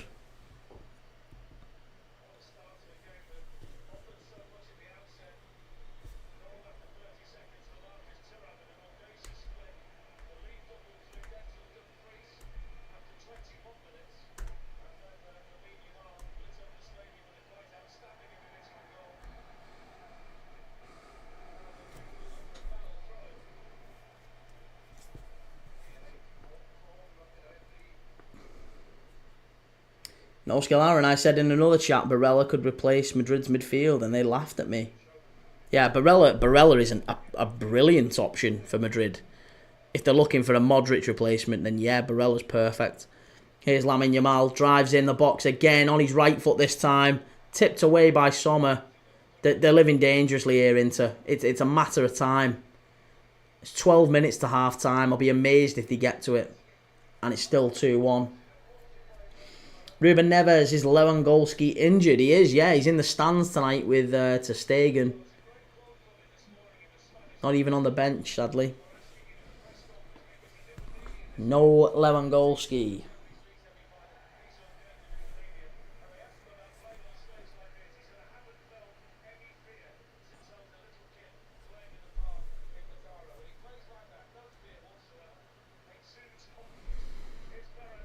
Here's Ferran Torres. Jules Koundé out to Lamine Yamal. Koundé must shoot. Keeps recycling it. Back out to Lamine Yamal again. Another great ball in. Chance. Sommer. Really good claim there. Really, really good claim. Corin, hasn't Ter Stegen got some hand injury? Well, he was on the bench the other day, Ter Stegen, wasn't he? I'm sure he was on the bench against Madrid.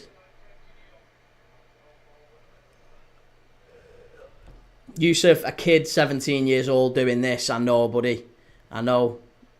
It's so mad, isn't it? He's so good. It's brilliant what we're seeing. I'm just astonished by it. Good pass into Dani Olmo, tries to turn, Bastoni blocks it away. And DiMarco now down the left-hand side for Inter. Henrik Mkhitaryan. I still can't believe he's going. Whoa, oh my God, Lamine Yamal. Ferran Torres. Oh, Dani Olmo, good save. It's gone behind for a corner. Oh! Yamal's just been kicked off the ball there. Ref's not having anything with it. It's a corner. It's a corner. Oh, it was Lamine Yamal who just intercepted Bastoni. He's honestly driving this game. He's driving this game. No skill, Aaron, what you reckon he's worth? 300 million? 300 million quid? Easy. Whatever it was that they paid for Neymar. 298, was it? Is that the world record? Yeah, easy that. Easy. He's priceless. He's 17 years old. You can't buy him. You can't buy him. And the other thing as well is that, you know, if they get it right, they've literally got another Messi. And would you sell Messi at 7? What price would you put? If you had Messi right now at 17 years old, what price would you put on him? You can't, can you? Because he stayed at Barcelona and won everything multiple times. And he was an icon of the club. And he kind of put the club back on the map again. I know they did done well for a bit before that with Ronaldinho and Eto'o, but what I'm saying is prior to that, Barca had been a little bit in the wilderness. And Messi's just made him the best team ever, maybe. So if you've got Lamine Yamal, you can't sell him. It doesn't matter what price it is. Chance, must be. There you go, there's two. There's two. Ferran Torres with the goal. And Barca are not wasting any time. They're back up the pitch. It's 2-2. It's 2-2, and I said 3 minutes ago, I don't think for 1 second that these are making it to half-time. Inter Milan desperately needed that half-time whistle. They were 2-0 up. Barca have battered them since, and it's 2-2.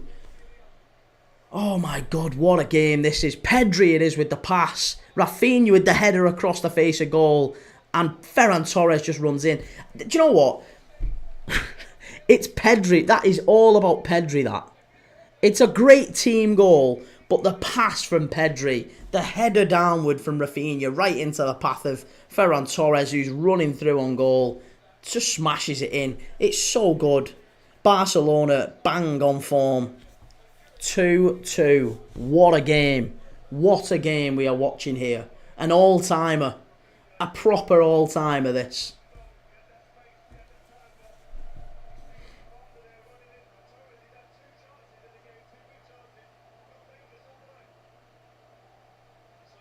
And it might be 3-2. It might get worse, but for Inter, because they've not, honestly, Inter haven't got into Barcelona's half. They haven't got into their half since they went 2-0 up. As soon as they went 2-0 up, Barcelona have had all the chances, and it's been literally the ball has never left Inter's half. They've been pegged back, and they've scored twice, and it's now all on Inter again. They're still pegged back. It might be 3-2 before half time. Looking at the way this game's going.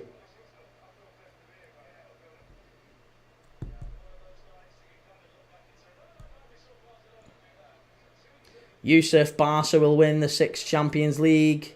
Barca just needed to find their momentum, it looks like. Yeah, they just needed to wake up, didn't they? They just needed to wake up. And it's one of them as well. Like we saw this against Celta Vigo. This is exactly what happened against Celta Vigo. Celta Vigo were 3-1 up against Barca here. Borja Iglesias scored 3-1 hat-trick. And it's that. They woke the beast up. They poked the beast. Right, Koundé's gone down. It looks like Koundé might have to go off here. So it's probably going to be Koundé off, Araujo on. It's a great goal. It's a great ball from Pedri. Rafinha knocking it down. Ferran Torres running in and just smashing it in from 6 yards out. Proper team goal, that one. Ethan, tell you what, Pedri and De Jong are world-class midfielders. Bellingham nowhere near. the difference with Pedri and De Jong is they're just elite passing footballers, aren't they? It feels like Bellingham's more of an athlete. Bellingham's certainly an athlete. You can't deny that. Big lad, tall, wiry, strong, can glide forward. He's a different type of player to those two. But when you talk about actually on the ball, or even off the ball, game intelligence, pressing, how to press, when to press, weight of pass, all that sort of thing, they're in a different planet to Bellingham. Different planet. Do you know what it is? It's basically the Messi and Ronaldo debate in a macrocosm, isn't it? It's Ronaldo had all the athleticism, all the physicality. Yes, he did have quality, but he was more of a... He was built like an absolute machine, wasn't he, Ronaldo? And he looked after himself, and he could have a fight with you. He was stronger than most. He was taller than most. He could win you in the air for a header. He was faster than most. Whereas Messi, again, he was often faster than most. He could have a bit of a scrap with you, but he was small. He was diminutive. And it was all about up here for Messi. He could do it 3, 4, 5 seconds faster than most others. Yusuf Barca could receive 5 goals, but they could score 6. And that's exactly what you want to see, innit? That's the... Who's this coming on? It's Koundé going off, and it's Eric Garcia coming on. Eric Garcia going to right back, I would imagine. Messi was intelligent. Oh, yeah, he was so intelligent, Messi, wasn't he? Wizards, Jude's a box crasher. It's like comparing Scholes and Lampard, chalk and cheese. Yeah. Game intelligence versus physicality. And it's rare when you find a good mix of those two. Zidane being the obvious one. Zidane could do both. Zidane was big, strong, tall, nasty. And he could run a game, couldn't he? I'd say Gerrard was in that bracket too. Maybe I'm being biased, but yeah. There's some, your Pirlos, your Scholeses, for example. A lot of it up here. Maybe not as physical. Here's Lamine Yamal. Çalhanoğlu with the block. Back out to Pedri. I am just... Oh my God, he's done it again. Lamine Yamal. Oh, so close. I'm just astonished that we've got Pedri and Lamine Yamal running this game. And like, between the two of them, if you add their ages together, I think I'm basically as old as them. Reece, Eric Garcia is ex-Man City, isn't he? He is, yeah. Ex-Man City. Corin, no bias, start, bench, sell, Gerrard, Lampard and Scholes. I mean, for me, it would be start Gerrard. The other two, you can flip a coin. I think Lampard's underrated, to be honest. I think Scholes is a very good player. But I would argue that Gerrard and Lampard are the better of the two. The better two of the three. Oh, Lautaro Martinez might have to go off here. He's crying. He's upset. That's another big blow for Inter if Lautaro Martinez has to come off. Looks like he's just pulled up here. Inzaghi is screaming at someone. He's absolutely screaming at someone, but Inzaghi is not happy. Oh, what's going on here? He's just told his manager to do one. They're not going to take him off. What's happened? What's happened?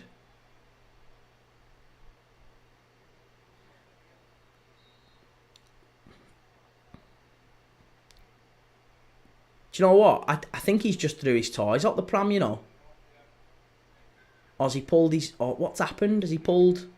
I don't know if he's pulled up or... Maybe they're just asking him to wait till half-time. Yeah, he's not... Yeah, he's limping. He's limping. Lautaro Martinez is limping here. He's going to try and make it through to half-time if he can. They don't want to make the change just yet.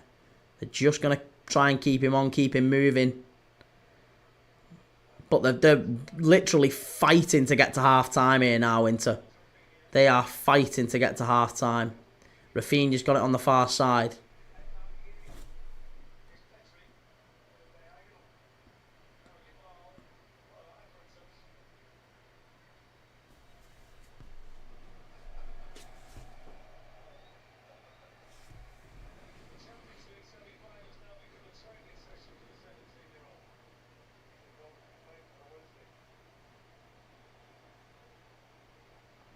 I've never seen this before. In my entire life, I've never seen a 17-year-old have this much dominance in such a big game.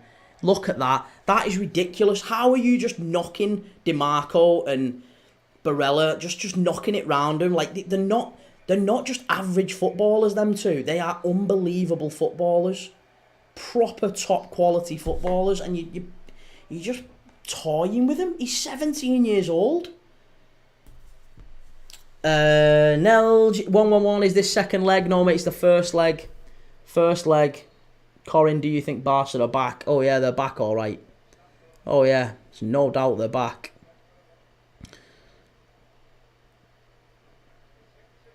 The closest I've seen would probably have been Wayne Rooney. That's the last time I really saw a player, and he wasn't 17. You know, the last time I've seen a player like that have such an influence on a game at such a young age. I remember Rooney when was he 18 against Portugal or against France? Against France it was, wasn't it? Yeah, against France. That was a big game for him, but it wasn't this. This is a different level. Corin, as good as they were. Probably not as good as they were. No, probably not as good as they were, but I guess that remains to be seen, doesn't it? Because they could yet still win a treble now. So if they win a treble this season, the last Barcelona side, or rather the first Barcelona side to win a treble, was the one that beat Manchester United in Rome, wasn't it? When it was Thierry Henry, Eto'o, Messi up front. In Rome, they beat Manchester United, they won the treble. And I think that was the first Spanish side to win the treble, if I'm right. So, would you put this Barcelona side in the same league as that? Xavi, Iniesta, Busquets, Henry, Messi, Eto'o up front. Back four would have been who? Marquez, Puyol. Marquez, Puyol. Who would have been at fullback? I don't think Dani Alves would have been there yet, would he? Would have been Belletti. Can't remember who would have been the fullback at that. But actually, I guess it would have been Barca. It would have been Dani Alves, wouldn't it? And obviously Victor Valdez in goal. So yeah, I guess it wouldn't be as good. There's no way it would be as good as that Barca team, or certainly not on paper. But if they keep going, I mean, if they win a treble this season, they go again next season, they're competing in the latter stages of it all, then I guess you'd have to say they are. No skill, Aaron. Ratcliffe, do me a favour, you see this right winger. Yeah, do you reckon he'd fancy a move to Old Trafford? Do you reckon they could nab him? Corin, much better than they were the last few seasons. Nell, who do you support? 1-1-1. Who do I support? I support Liverpool. Commentarios random. Don't pick your nose. Hey, listen. If you've been as poorly as I've been over the last few months and you get a drippy nose, you get a drippy nose. And it's not drippy, actually. It's itchy. It's hay fever. Ethan, like watching a young Messi this, absolutely taking the piss out of world-class veterans, the game. Bro, just banter, lad. I know, Chief. I know. It's all good. Still friends. Still best friends. Now, Manchester United I support. Nice. Well, we're live tomorrow for Manchester United against Athletic Bilbao. So, come and join us. We'll be live for that one. That's going to be a hate watch. Very much looking forward to Bilbao winning that one. Hopefully. And then, yeah, so we're live for that on Thursday. On Friday, we're live for Manchester City against Wolves. Saturday, we are live early morning, 12:30 for probably Aston Villa against Fulham. And we'll be keeping an eye on all those Championship games. It's the end of the season in the Championship, so lots to keep an eye on there. But I just can't believe what we're witnessing tonight. Lamine Yamal has been at his absolute finest. I have never, ever, ever seen a performance like this from a 17-year-old. It's I keep using the word astonishing, but I really am lost for words. It's so, so good. So, so good.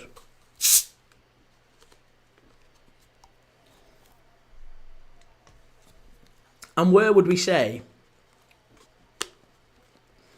if Barca do win a treble this season, would we say that they are the best side in Europe? Would we be content in saying that? I'd still say that they're not as good. I don't think they're as good as Liverpool. And maybe I'm wrong. I don't know. I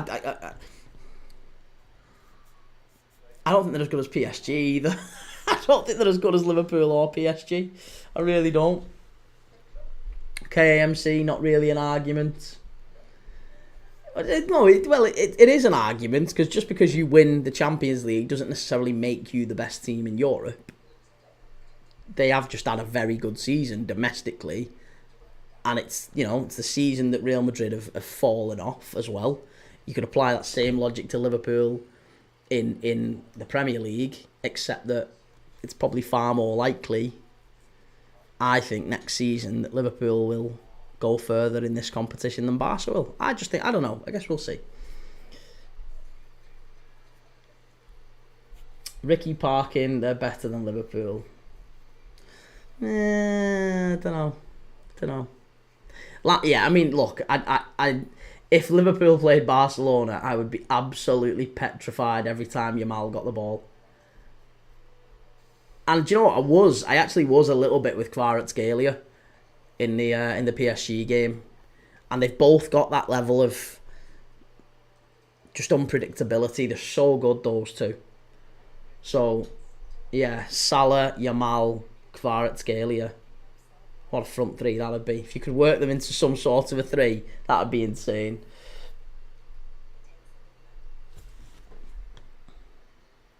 Toby Mo 03, that's not true really, is it? The winner of the Champions League quite literally is the best team in Europe. Toby, don't be silly. Chelsea weren't the best team in Europe when they won it a couple of years ago. Liverpool weren't the best team, they won it in 2005 in Istanbul. We were far from the best team in Europe. So, respectfully, Toby, don't talk out your arse. No skill Aaron, I would pay to see that. Trent and Robbo defending Yamal and Rafinha. Hey, Trent did cracking against Kvaratskhelia. He did better than Timber did.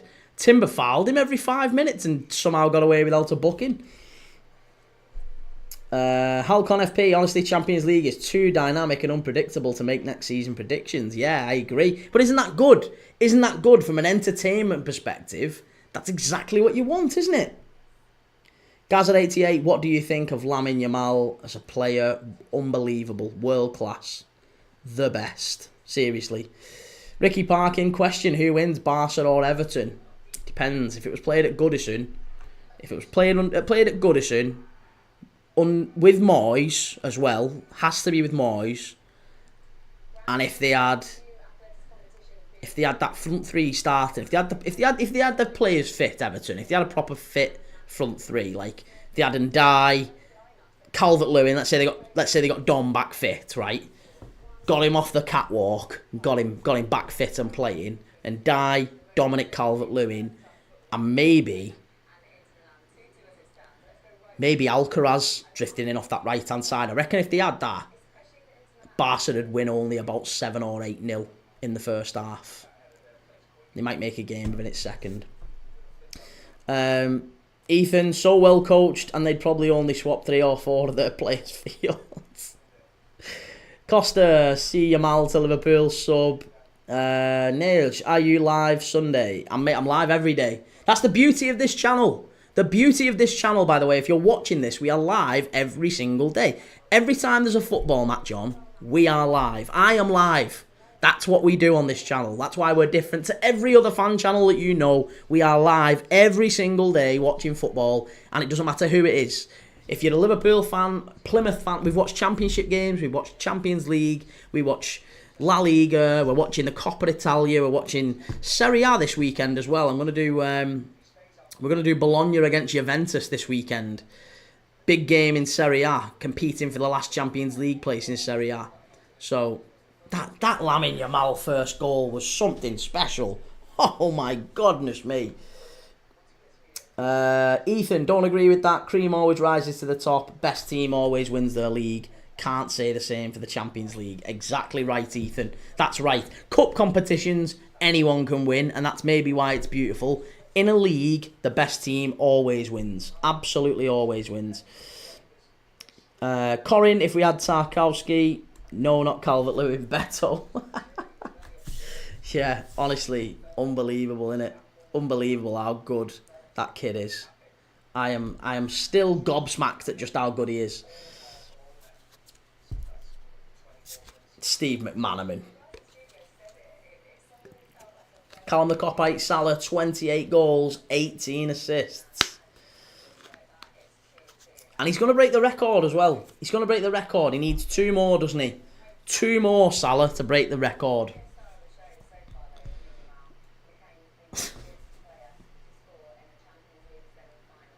If he'd have scored that one, genuinely, that one where Sommer tips it onto the bar, if he'd have scored that, that would have been a worldie. Even maybe more so than the first one was. Ryan Ressolini, doesn't matter who wins, Paris will beat either of them. Who do you support, Ryan? Who do you support? You strike me as an Arsenal fan.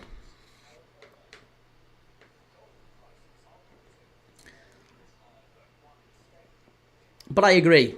I think PSG beat either of these two, but it will be a very, very interesting watch if it's Barca v PSG. If it's Barca PSG and both of them need to win a historic treble, that's maybe the best Champions League final for some time. I won't say ever, but it's the 2 teams that everyone wants to see in the Champions League final. It's the 2 teams who have been the best this season. It's the 2 teams with the best players. Lamine Yamal, Kvaratskhelia, they're exactly the sort of players who you... And you know, your Pedris, your Frenkie de Jongs, your João Neves, Vitinha, at the back, Marquinhos, Pau Kabasi, Hakimi, Koundé, like Nuno Mendes. The only difference is Donnarumma and Chesney. But other than that, like, that it's so good. The 2 teams are bang on it. I'm really enjoying it anyway. From a Liverpool fan perspective, I'm gutted that we're not here. We're not in this stage of the tournament. But I just can't see past Barca or PSG. The way that... Like, if you look at Arsenal, right? If you look at Arsenal, you don't get any sense of fear when Saka picks the ball up or Martinelli picks the ball up. It's completely different with Dembele, with Kvaratskhelia, with Lamine Yamal, with Rafinha. You have that sense of trepidation. You have that sense that something's going to happen. That these can do something something totally unpredictable that can change the game. Doesn't feel like Arsenal have got that anymore.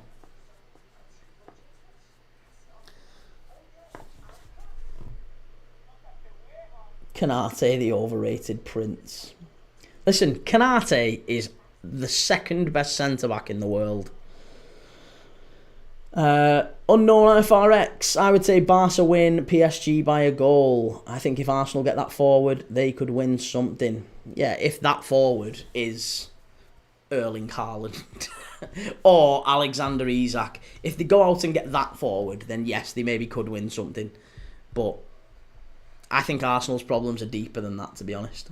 I really do. The Arsenal problems are a bit deeper than that. It's not just about the centre forward. It's the centre mid, the central midfield. As we've talked about all night tonight and all night last night, Odegaard is not that player anymore. And I know he's not old, he's not past it, but whatever system Arteta's trying to work him into, his form has been off it pretty much all season. So I think Odegaard in that midfield. Thomas Partey, his contract's up at the end of the season. Even if they try and keep him, there's Arsenal fans raging with Thomas Partey as well for the fact he got himself suspended for this game and that he constantly lets them down. So that Arsenal midfield needs a slight rejig. You know, Mikel Merino was dreadful last night. He was a £50 million signing. He's going to go. Zubamendi, he might be about the same, to be honest. So I think Arsenal probably need another 1 or 2 midfielders. They need a centre forward. And they probably need a centre-back, because I get the feeling that Saliba's probably going to go. Jaden, half-time predictions, 4-2 Barca. 4-2 Barca. You think? I think we probably get another maybe 2 or 3 goals. I think it's going to be goals galore in the second half. Corin, where did Marino come from? He came from Sociedad, where Zubamendi is. That's where they're trying to sign Zubamendi from. Jaden, Tonali to Man City. No, they haven't got the cash for him. Or if they do, it's going to be dirty cash. Nelj, who won the Prem in 2012 and 2013? United and City, wasn't it? Was it United and City? Romano, Liverpool have dispatched scouts to look at Morgan Rogers. Too expensive. Won't get that one done. Lose any interest in that one automatically. I'd love him, but it's not going to happen. Ethan, they've lost their self-belief to. Coming second 3 years in a row. The players probably don't believe in the manager. Don't think the fans do, you know. He's been there 6 years now. This should be the closing phases of Arteta's master plan. I'm still seeing a team that needs 3 or 4 players to compete at the highest level. You know, and that's a big problem for him. You look at the bench that they've got now. I mean, look how many players Arsenal actually have out injured. There's a few, but there's not loads. There's a few. But it's not like earth-shatteringly loads. Not enough so that they'd have to have the players they had on the bench last night. Unknown, I really, really wanted to see Liverpool v Barca. I think we will do next season at some point. Liverpool v Barca would be a great watch. Corin, do you think Alvarez is coming to Liverpool? I'd like him to. Yeah, I'd like him to. I think he'd be a good centre-forward for us. It just depends, doesn't it, on what's happening with Jota. I think Nunes is obviously going. I think Diaz is obviously going. Jota, will he stay? Will he go? We don't know. There's a change coming on here for Barca. It's Araujo coming on for...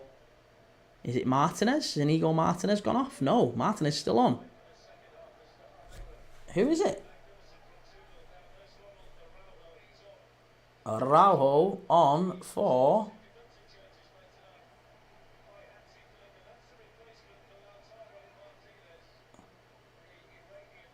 Mediterranean's come on for Martinez. Just trying to see who's actually gone off. Martinez for Taremi. And who's come on? Araujo's come on for who? Gerard Martin at right back. Wow, okay.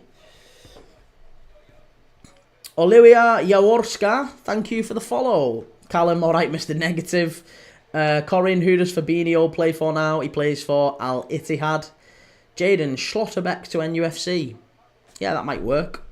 Right, we're off. We're off for the second half now. Nels, what national team do you support? I don't support any national team. Whenever the World Cup's on, or the European Championships, or Copa, I just watch it for the football. I have no interest in international teams at all. Frank505, you like Inter or Barca? I like both. I've got kits for both of them just behind me here. So, yeah, I like both teams. I like both clubs. I would quite like to see Barcelona go through, just because I think Barcelona are the better team. Inter Milan have not been very good recently.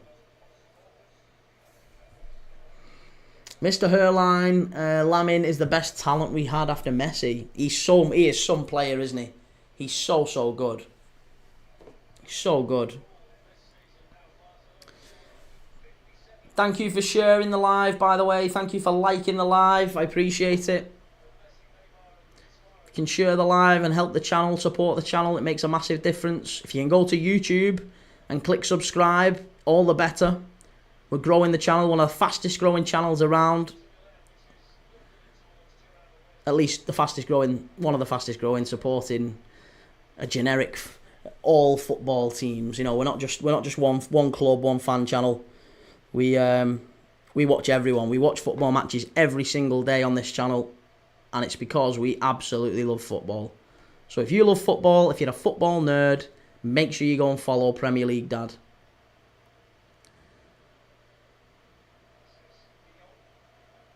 Nedge, who's winning La Liga?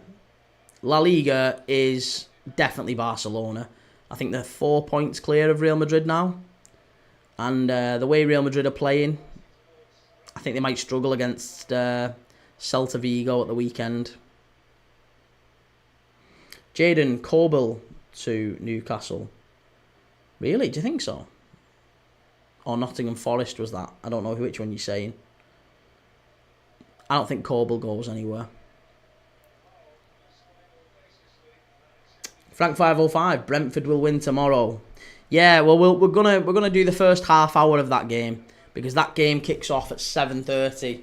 Yeah, that game kicks off at 7:30. Nottingham Forest against Brentford.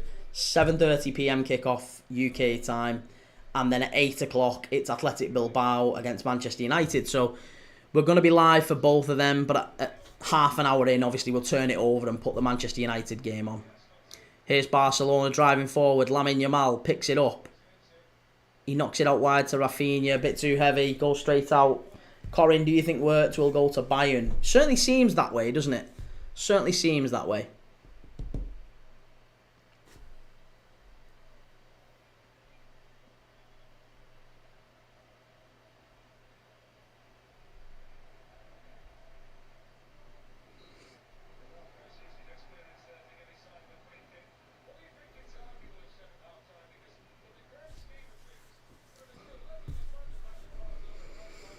Nedge, what day is real? It's on Sunday, that one. Sunday, I think it's a lunchtime kickoff, 1 or 2 o'clock. So it's an early kickoff in La Liga, but it's Sunday.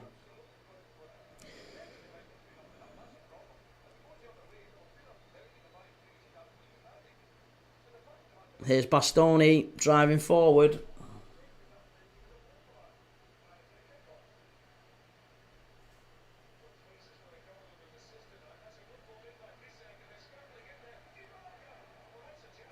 That was a big chance there. Very, very big chance. Dumfries again getting into the area. And isn't that's a common thread now, it feels like, with teams at this moment in time, getting their wing backs, getting their full backs very, very high. Look at PSG last night. You know, in the game against Villa, Hakimi and Nuno Mendes both scored for PSG. In this game, we've already seen Dumfries score. And create the first as well, by the way. So Dumfries is causing chaos in this game. And last night, Arsenal PSG, we saw Hakimi and Mendes again get forward quite regularly. So it's, for me, I just think it's a common theme we're seeing now with football teams across Europe, that they're pushing their wing backs very, very high and expecting them to play almost as, you know, maybe not wide forwards, but certainly with less defensive responsibilities, and then therefore tucking your wingers in and expecting Rafinha's or in this case, Marcus Thuram tucking in and maybe playing more as a centre forward or a number 10. Corin, is Lautaro Martinez still playing? No, Mehdi Taremi has come on for him, so he's been subbed off at half time. Lamine Yamal gives it away there. That's the first time we've said that tonight. Now, who do you think is going to win the Champions League? I think PSG. Yeah, I think PSG is going to win it. Who do you think? Let me know who you think is going to win this. Based on the first two legs, you know, against Arsenal, PSG, and then this one. I know we're only halfway through, but big chance here. Inter, great. That's wonderful keeping from Szczesny. Sweeper keeper. Wojciech Szczesny coming out and clearing that away. Marcus Thuram very nearly getting in behind. I think he'd have been onside as well. He'd have definitely been onside. Corin, I still think Barca. It's going to be very close. Those are the two, aren't they? I wouldn't mind either winning it. Barca or PSG. My preference would be PSG just because of what Luis Enrique had to go through with his little girl and all that. That really resonated with me. So it'd be a special night if they were to win it, wouldn't it? Aaron Potter, thank you for the follow. Good to have you as part of the community. Frankie de Jong knocks it out wide. Eric Garcia back out to Yamal. He's so dangerous in that position. They're not just putting 2 on him, they're putting 3 on him. They've literally got 3 on Lamine Yamal every single time he gets that ball. Martinez cleared away. Yeah, they've got a new plan for Lamine Yamal. Corin, if Barca draw at home, it would be tricky in the second leg for them. Yeah, it's going to be rough, but look, I mean, I still think they could go to the San Siro and win. We've seen Roma and AC Milan do that in the last 2 games. So, if Roma and AC Milan can go and beat these to 0 on their own turf, I have no doubts at all that Lamine Yamal and this mob could go and do them. Wojciech, good to see you. How you doing, mate? Yeah, really good. Really good. Good to see you. Jonathan XL, Inter will go to the final. I don't know, mate. I still think it's PSG's and Barca in the final. Danny Olmo appealing for the handball there. They're not going to get it. Rest playing on. Here's Yamal. Pedri. All the way back to Araujo. Jonathan, do you think Arsenal can come back? No. No. Not at all. Not at all. I think if it was 1-0 in Paris and they were going back to the Emirates, if the first leg last night was in Paris and it was only 1-0, then I would think, yes, they've got a chance. That, they could get them back to London and, get the fans behind them and all that. And I think maybe they could do something. The same way we saw them do against Real Madrid, maybe they could do that. I don't think there's any world where they go to the Parc des Princes and they win. I don't see it in 90 minutes. They're not going to do it. And also, by the way, we've talked about how a lot of people said in the chat, Inter are really, really different. I think I said it. A lot of people said in the chat, though, that when Inter go 2-0 up here, they're such a difficult team to play against. Here's Lamine Yamal. What a ball. Unlucky. Yeah, when Inter go 2-0 up, they're thinking the game's not done, but this is going to be really difficult for Barca to come back into. Because Inter know how to control the game. Inter know how to defend very deep. They're a really, really difficult team to score against. And they are. So the fact that Barca have just blitzed them in that first half after going 2-0 down to get it back to 2-2 and maybe could have even made it 3-2. That's something. But with Arsenal and PSG, I don't think there's a better team in Europe at controlling a game and game management than PSG. Watch back how PSG played after Villa scored those 2 goals at Villa Park. Do you remember when Villa scored those 2 goals at Villa Park in quick succession, and it went all of a sudden from 2-1 PSG to 3-2 Villa, and Villa only needed 1 more goal to get back level and keep the tie going. What PSG did for those next 10 minutes was unreal. It was so good. Wojciech Szczesny comes out and clears it again. Really, really good.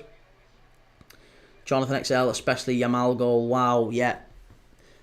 Lamine Yamal has been exceptional. I think Barella's had a good game as well for Inter. And obviously Dumfries too. Dumfries would be he'd be a tidy replacement for Trent Alexander-Arnold if he was looking to come and work with his Dutch mates in Liverpool.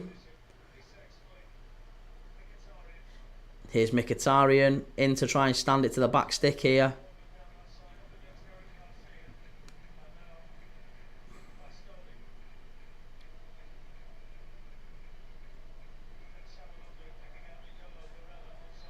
Barella offside.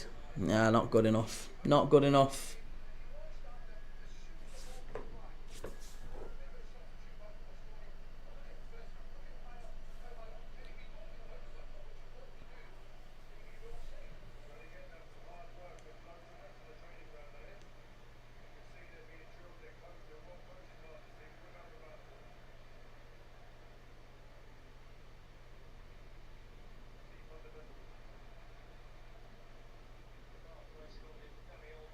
Oh, that's great play by Yamal and Olmo. Shot on target, too tame. That's straight at the goalkeeper.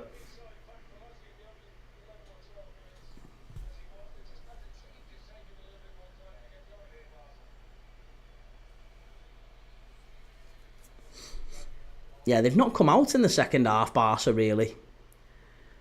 they probably didn't need half time, did they? I think it feels like they were waiting for that third goal to complete the comeback, and they would have rather just carried on playing.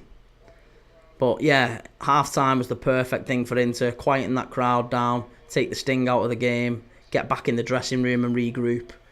And they've come out with a better plan, a different plan. It feels like Lamine Yamal isn't getting anywhere near as much space now.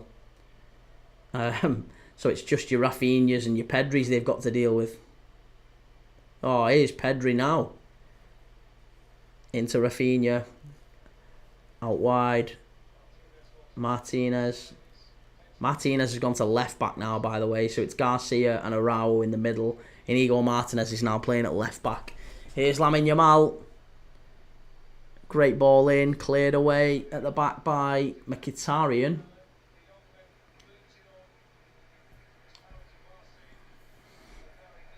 NCL, I'm back, Prem Dad. Good to have you, mate. Good to have you. Foul by Çalhanoğlu. First yellow card of the night. There we go.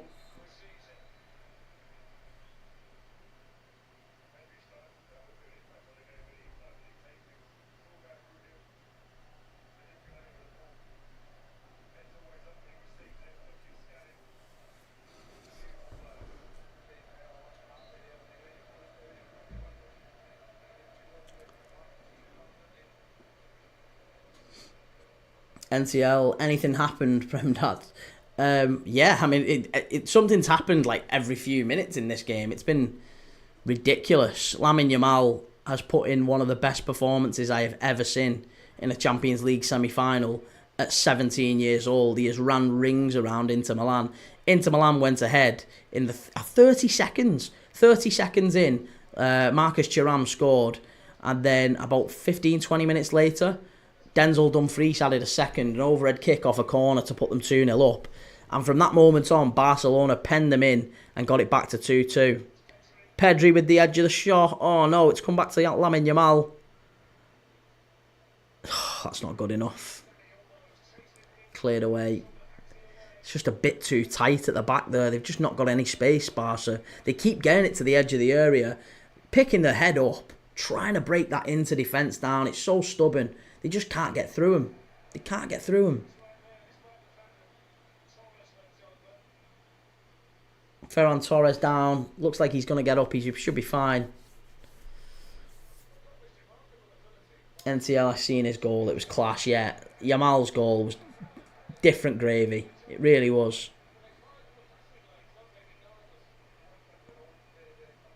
Referee's getting a lot of attention now from the two players. They're obviously complaining, saying that Pau Kabasi's tackle there on Thuram should have been a yellow card. Now that one team's got a yellow card, they're obviously pushing to try and get the others up to yellow card. So, Jake, good to have you, mate. Thank you for liking the live. Thanks for sharing. Jonathan, feels like you watch Messi when you see Yamal playing. Oh my God, Inter Milan are in here. And there's a claim for the handball here. This might be a red card and a last man. I tell you what, he didn't even stop there. The ball got played over the top. Was it Barella running in behind or Taremi? I don't know who it was who was running in behind, but he stops and he's claiming. He goes like that and stops immediately and says handball. I'm sure VAR will check it. Let's see. Thanks for sending that through, Jake. Top guy. Here's Rafinha. Oh, little nutmeg there on the edge of the area by Torres. Barella. Oh, it's really good play. Here's Thuram. Oh my God, they're in here, Inter, if they get this right. Oh, Araujo, what a block. It's gone behind for a corner. It's gone behind for a corner. Is there going to be a check? It was Dumfries who got in. And it was, again, Denzel Dumfries with the... Yeah, no, you're not getting handball for that. You're not getting handball for that. Barella was claiming the handball, and he did stop and appeal. Usually you can tell when players do that, you think, oh wow, it must be bad. That wasn't handball. That was not handball. It wouldn't have been a penalty. No, it would have been a last man. It would have been a last man. The ball was bouncing through, And Inigo Martinez, it hit his hand as it was running through for Barella. So it would have been a last man, maybe a red card and a free kick to Inter, but it's not. You're not going to get handball for that. It did hit his arm, but it isn't a handball. Corner to Inter here. Scored off the last corner they got, didn't they? Barca, they're just having a quick word. Barella, the referee, and who is it he's having a word with? Olmo. Yeah, Danny Olmo.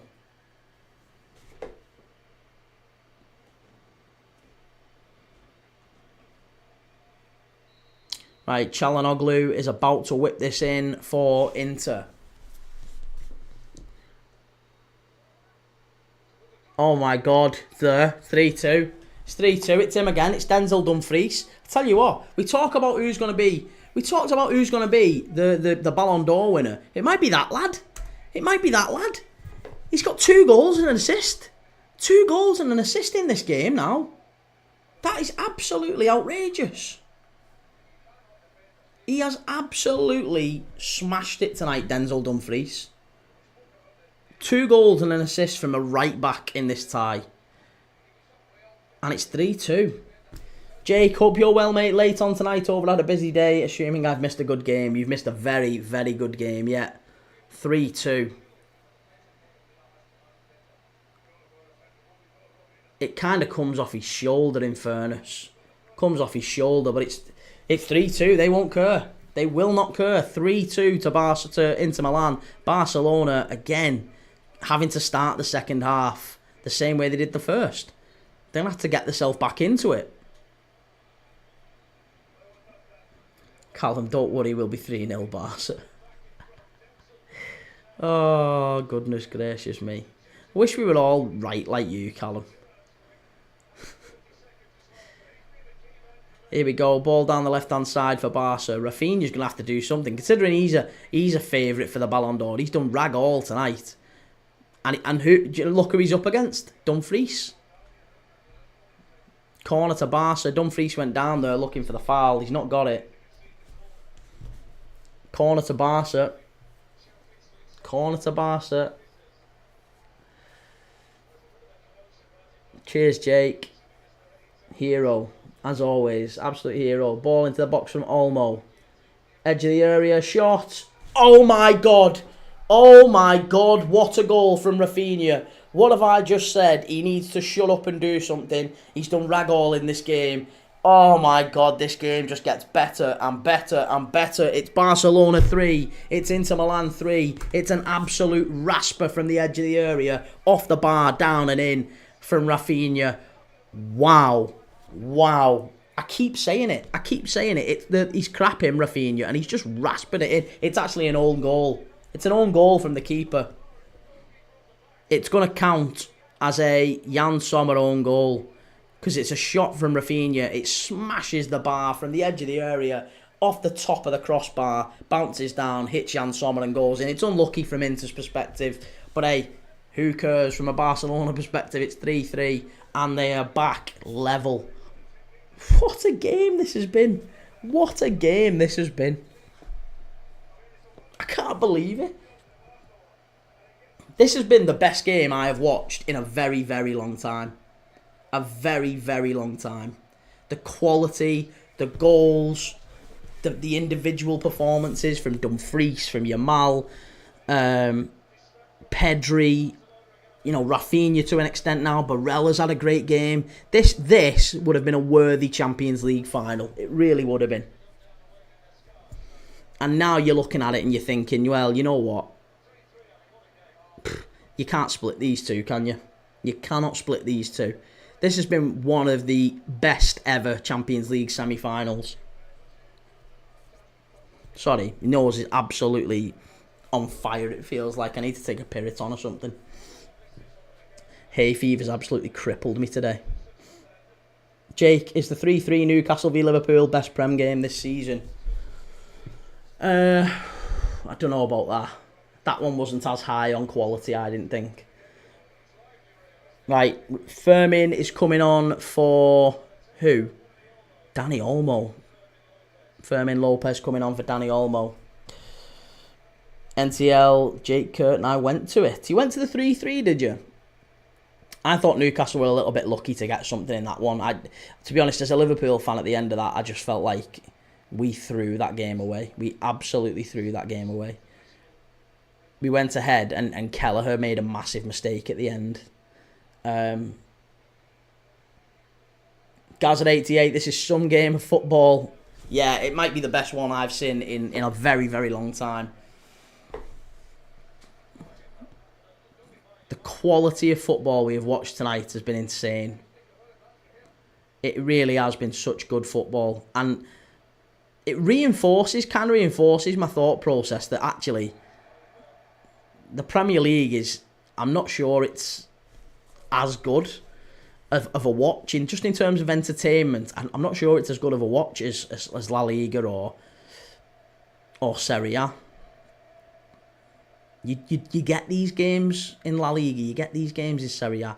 You don't tend to get these very often in the Premier League anymore. And you used to get teams taking chances and taking gambles and having shots from distance and players picking it up like Lamine Yamal did and dropping a shoulder, having a shot. And you don't tend to get that anymore in many Prem games. You really don't.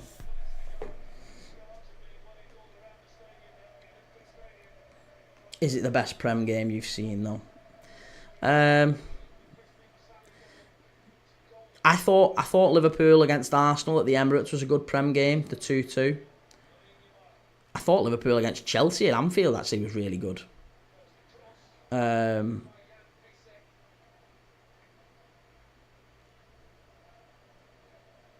Here's Yamal down the right-hand side, gets it away. Rafinha, out to Lopez. Not good enough, cleared away. Oh. Thuram, Ferman Lopez. Shot. Unlucky, shot on target. Edward, thank you for sending that through. What a game. Absolutely agree, mate. Absolutely agree. It's been unreal. Corin, that's very nice of you. Spring, whatever that was. Thank you very much. Is that because I've got hay fever? He's sending me flowers through. Meritaremi, free kick to Inter. Might be a yellow card, that as well, actually. Yeah, it is. Yellow card there. Deserved.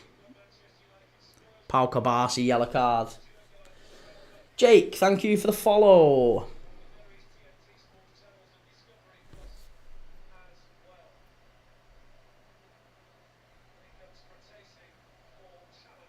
Right, Fratese's coming on for Çalhanoğlu. Again, this seems like maybe a more of a defensive change from Inter. Maybe to keep what they have. Just to reshape that midfield a little bit. Çalhanoğlu tends to push forward a touch more than Fratese.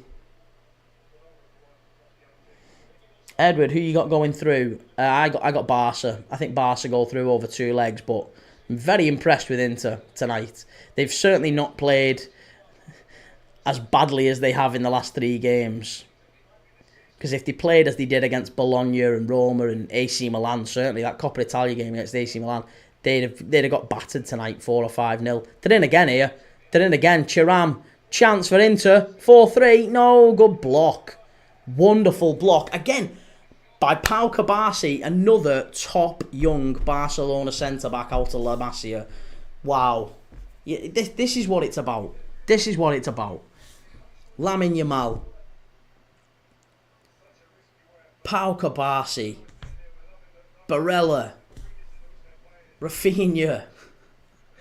Denzel Dumfries. It's been a Pedri, everything. It's just been such a good game. Jake, that Juventus v Bologna game at the weekend is a big one. Yeah, that's what I'm watching that one, mate. We're doing a watch along on that one. Oh, they're in again. They're in again. Thuram. He's got Araujo with him. Great defending there by Inigo Martinez. That's proper defending. Get it out to Rafinha. Chance here.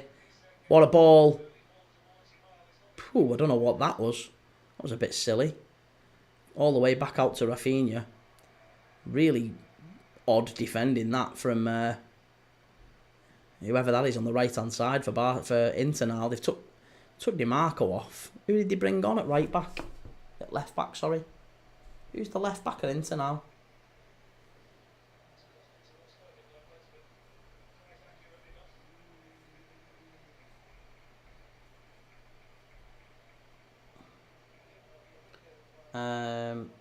Carlos Augusto.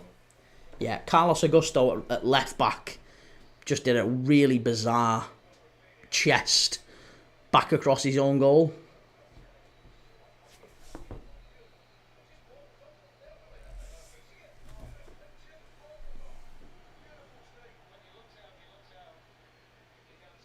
Oh, it's such a good game, this one.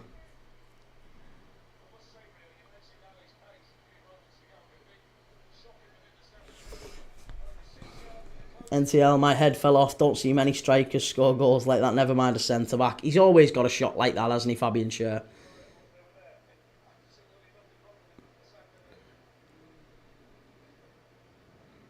Here we go. Chance here. If they get this right, Rafinha. Oh, unlucky. Good block there at the back from Bissek. And Barella. Barella carrying it out again. He is unreal at that. So underrated.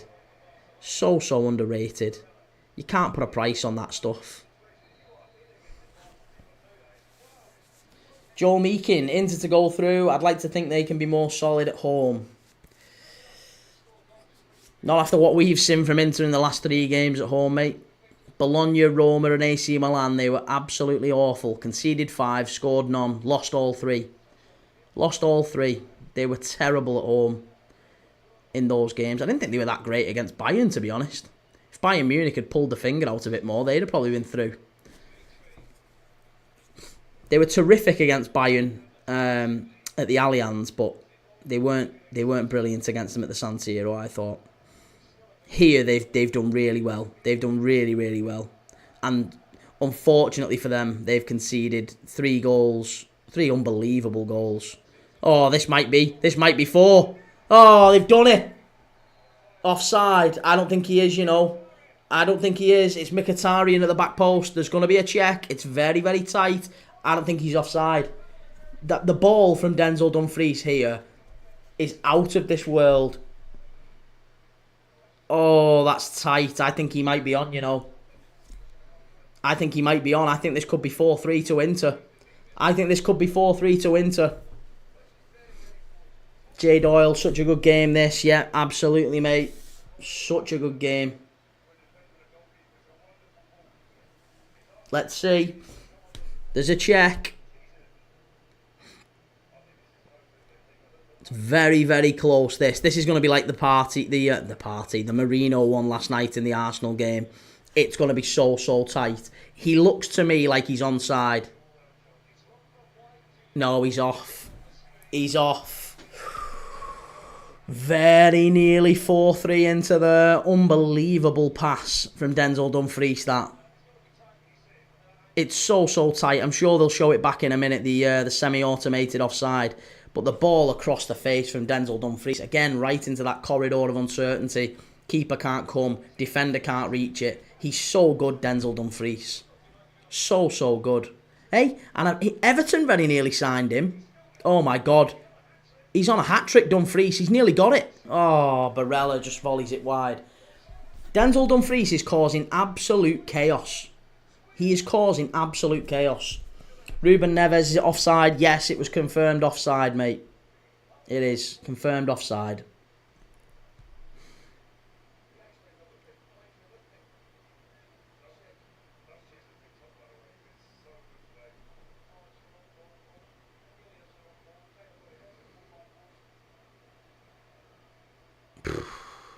I'll tell you what, in the last 5 or 10 minutes, it's actually looked more like Inter are going to score here.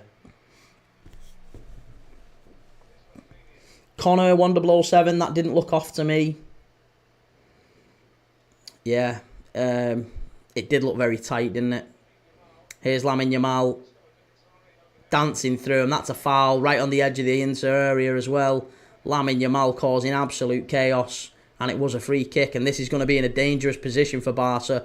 They're just going to show the semi-automated offside here. It was... Oh, it's by a toe. Oh, it's literally by a toe. That's so unlucky. So unlucky. We're literally talking about a toe offside there from Mkhitaryan. Oh, that's really unlucky. Well, there you go.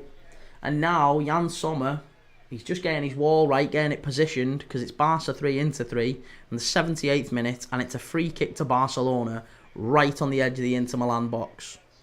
Lamine Yamal dancing in between those two Inter fullbacks and getting a free kick. It's about 25 yards out, just to the right of centre. Would be perfect for a left footer. Rafinha's over it, as you'd expect. It's Rafinha who's probably going to take this, you know. NTL first goal in the Champions League in 3 years, by the way. They won't score. We've heard that before. Olmo's over it too, but I think it's Rafinha. It is Rafinha. Oh, straight at the keeper. Olmo's gone off. I don't know why I said Olmo's over it. It's straight at the keeper.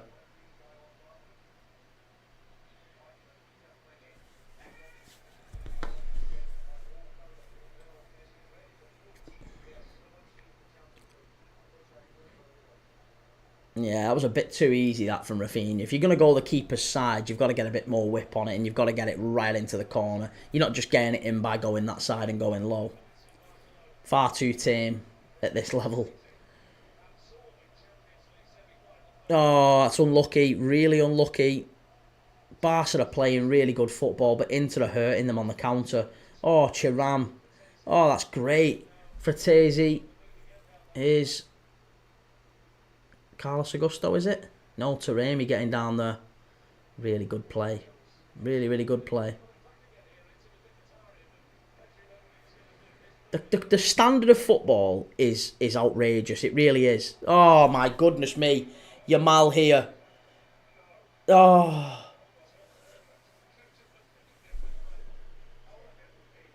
I can't tell you how good this is.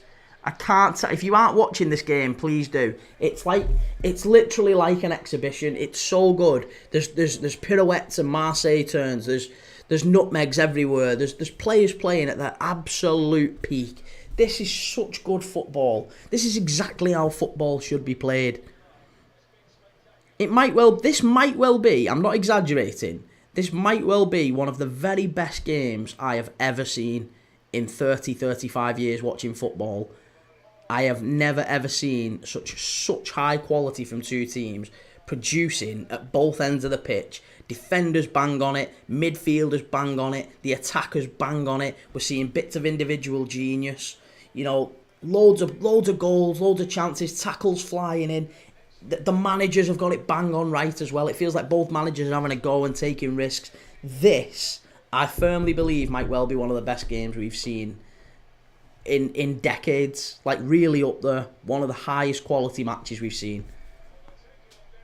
And any of these two, if they keep this up to the end of the season, they deserve it. Zelinski's about to come on for Thuram. So they're packing a midfielder in there now. It looks like... And Dumfries has come off as well. Who else is coming on for Inter? Dumfries, Matteo Darmian. Reece, they need to give Yamal the 10 shirt. Don't think it matters, honestly. I don't think it matters. I'd keep him in the shirt number he's got. It's one of them that all you'll do by giving him the 10 is just, if anything, it'd be a PR move. And it could affect him. Whereas keep him in the shirt number he's in, he's doing bits. He's probably one of the best players in the world at 17 years old. The guy doesn't need the number 10. Christensen's about to come on here. Christensen, centre-back for Barca. I would imagine he's going to come on for... Maybe for Pau, maybe for Inigo Martinez. I'm not sure. Be surprising if he came on for Pau. Oh, they're in again here. Unlucky. Really unlucky. Fratesi there getting in. Here's Martinez. Good play. That's not good enough. That could be a throw into Inter, and it is. Here we go. Change is coming for Barca. Change is coming.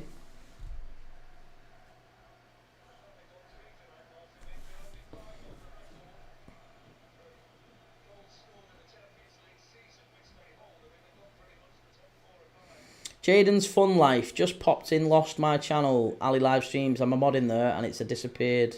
Only search and search, can't find it. This is the reason for the comment. You do a great job. Only listen for 5 minutes and I like the way you come across. Non-stop commentary. Good job. Well done, pal. Thanks, Jaden. Thank you, Jaden. I appreciate that. Always nice to have nice comments.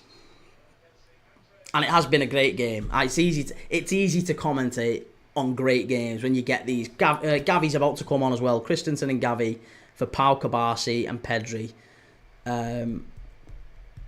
So there you go. We're into the 82nd minute. Sadly, it's really sad we've only got 10 minutes left of this. I could watch this for another couple of hours. It's brilliant. It's absolutely brilliant.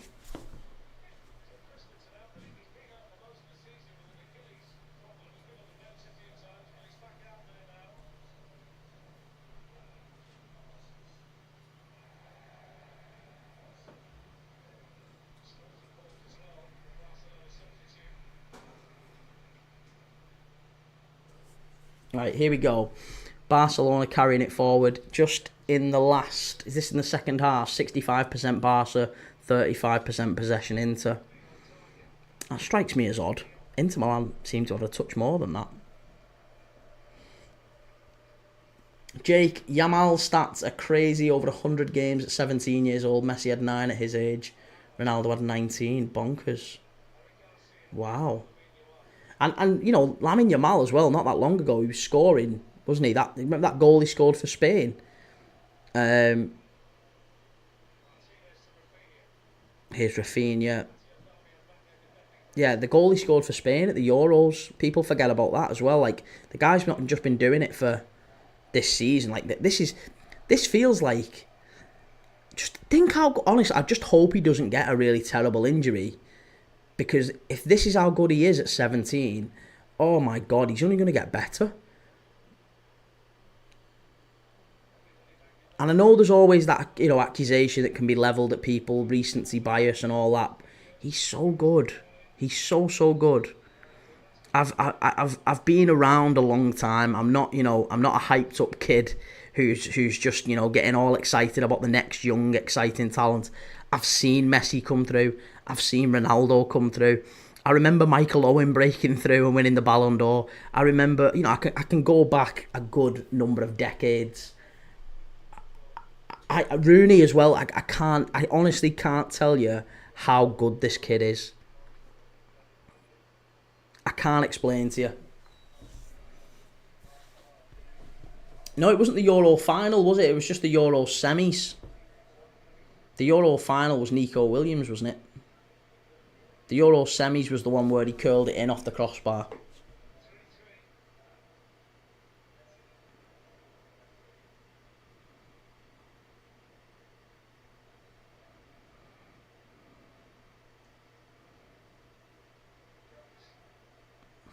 That's really good play. Good defending work there.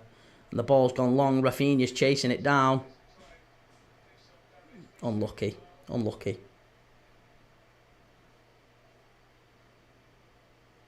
Got to go all the way back. Got to go all the way back. Jaden's Fun Life. Quality game panel. Would love Yamal at Liverpool. You'll never walk alone. Gone but not forgotten. 97. Yeah. Great stuff, Jaden. Yeah, absolutely agree, mate. Something tells me Yamal is destined to end his career at Barca in the same way that Messi did. Well, you know what I mean. Spend his career at Barca in the way that Messi did. I don't think he's going to leave until maybe he's very, very old. He's so good. But yeah, if there was ever a little bit of discontent about him in Spain, he fancied a move to the Prem, I hope we're first in the queue. He's so good.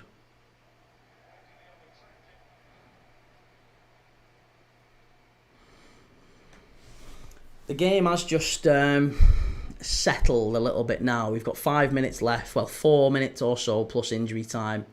It just feels like the game's settled down a little bit now. Those subs have just changed it. Ferran Torres into Yamal. Oh, lucky. Oh my God, it hit the bar. I thought that was going wide for a goal kick. How's he hit the bar? Yamal's hit the bar. Has he actually done that? The ball got played to him, and it looked like he stood it up for a corner, but I actually think he's bent it with the inside of his foot. Oh, the kid is it's pathetic watching him tear strips off experienced players. It's almost a little bit disheartening. Here's Yamal again. Lays it off. It's so easy for him. It's wonderful to watch though. Football has needed a maverick like him. We've needed another type of a Ronaldinho, a Messi, a Ronaldo. We've needed that. It feels like we haven't got that. We've got a lot of very good, functional players in football right now. He's not one of them. He's not one of them. He's a maverick. He's give me the ball and let me do my stuff. And there's not many of them about. Barca now flying forward. Actually, it's all changed again now. Just since Yamal hit that bar. It's big chance here if he can get it right. Barca, ball into the box. Stood up, cleared away into. They can't really get hold of it. Can't get hold of it. It keeps coming back at him. It keeps coming back at him. It just keeps coming back. Wave after wave here. Yamal. Oh, again, wonderful ball in. Last ditch defending by Inter. Do you know what? Up until this point, some of the best passes I'd seen had come from Kaka. When I think about the greatest assists I can remember in the game, I think of Kaka's to Crespo in the 2005 Champions League final, where he opens his body up and just plays it with the inside of his foot, curves it round Carragher, who stretches. Yamal's done about 4 of them tonight. Oh, he did as well. He honestly, if that drops in at the far post, that is the cheekiest, rudest goal you'll ever see. He meant that. Yamal again got him squared up. They're terrified of him. They're absolutely terrified of him. That's the first time anyone's got a foot in and got the ball away from him.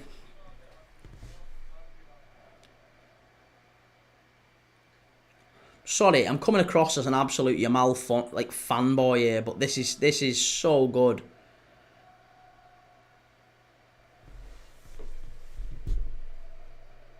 It's a proper generational performance, this one. If ever there was any doubt about whether or not this kid had signposted himself as the next big star, there's no doubt at all tonight.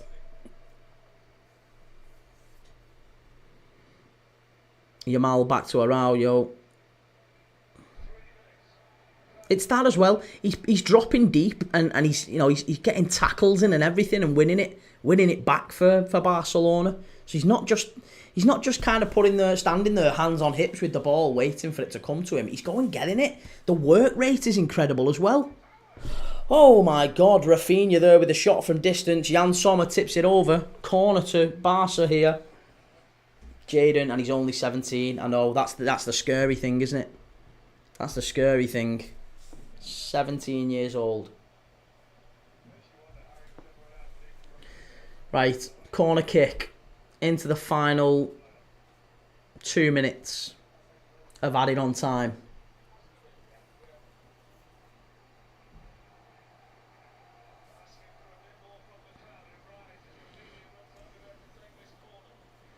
Corner from Rafinha. Ball into the box.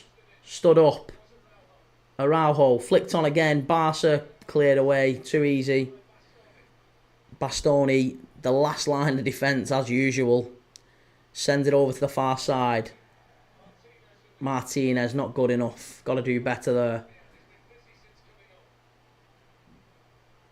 Here's Fermin Lopez. Stood to the back stick. Bit too high for Rafinha. And there you go. Bit too flat that. A minute 30 gone. A minute 30 left. Callum, imagine that Barca back line versus Dembele and Kvaratskhelia. I don't even think the Barca back line's been that terrible, mate. I really don't. I really don't think it's been that terrible. You think about the Dumfries goal, the first one. Sorry, it was an overhead kick, bit of a scrappy one off a corner. You think of the first one, the 30 seconds in, it was a great finish from Thuram. I just think Inter have been really, really good on the counter-attack. So there's been 2 set-piece goals. And Callum not being terrible, but they've conceded 3 at home. Yeah, but 2 of them have been set-pieces. 2 have been set-pieces. It's not like Inter have been picking them apart at will. 2 set-piece goals.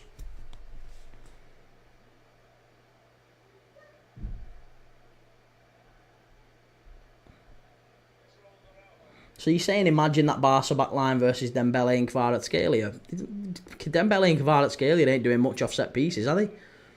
Here's Lamine Yamal. Oh, he's dancing through him. All the way back to Sommer. Ref's looking at the watch. I think this might be it now. It is. There you go. Finished. Barca 3, Inter 3. It's been breathless. It's been absolutely breathless. Oh, well, I'm looking forward to the second leg now. Let's be clear, this is going to be an unbelievable second leg in Italy.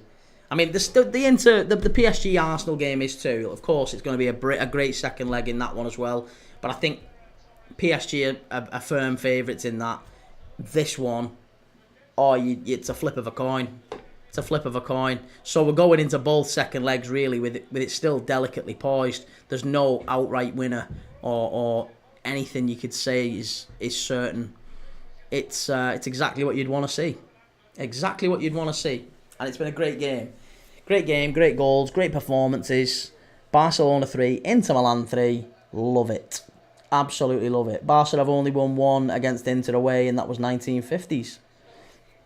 Form's there to be broken. The records are all there to be broken, mate. It's just that doesn't mean anything. Doesn't mean anything, that.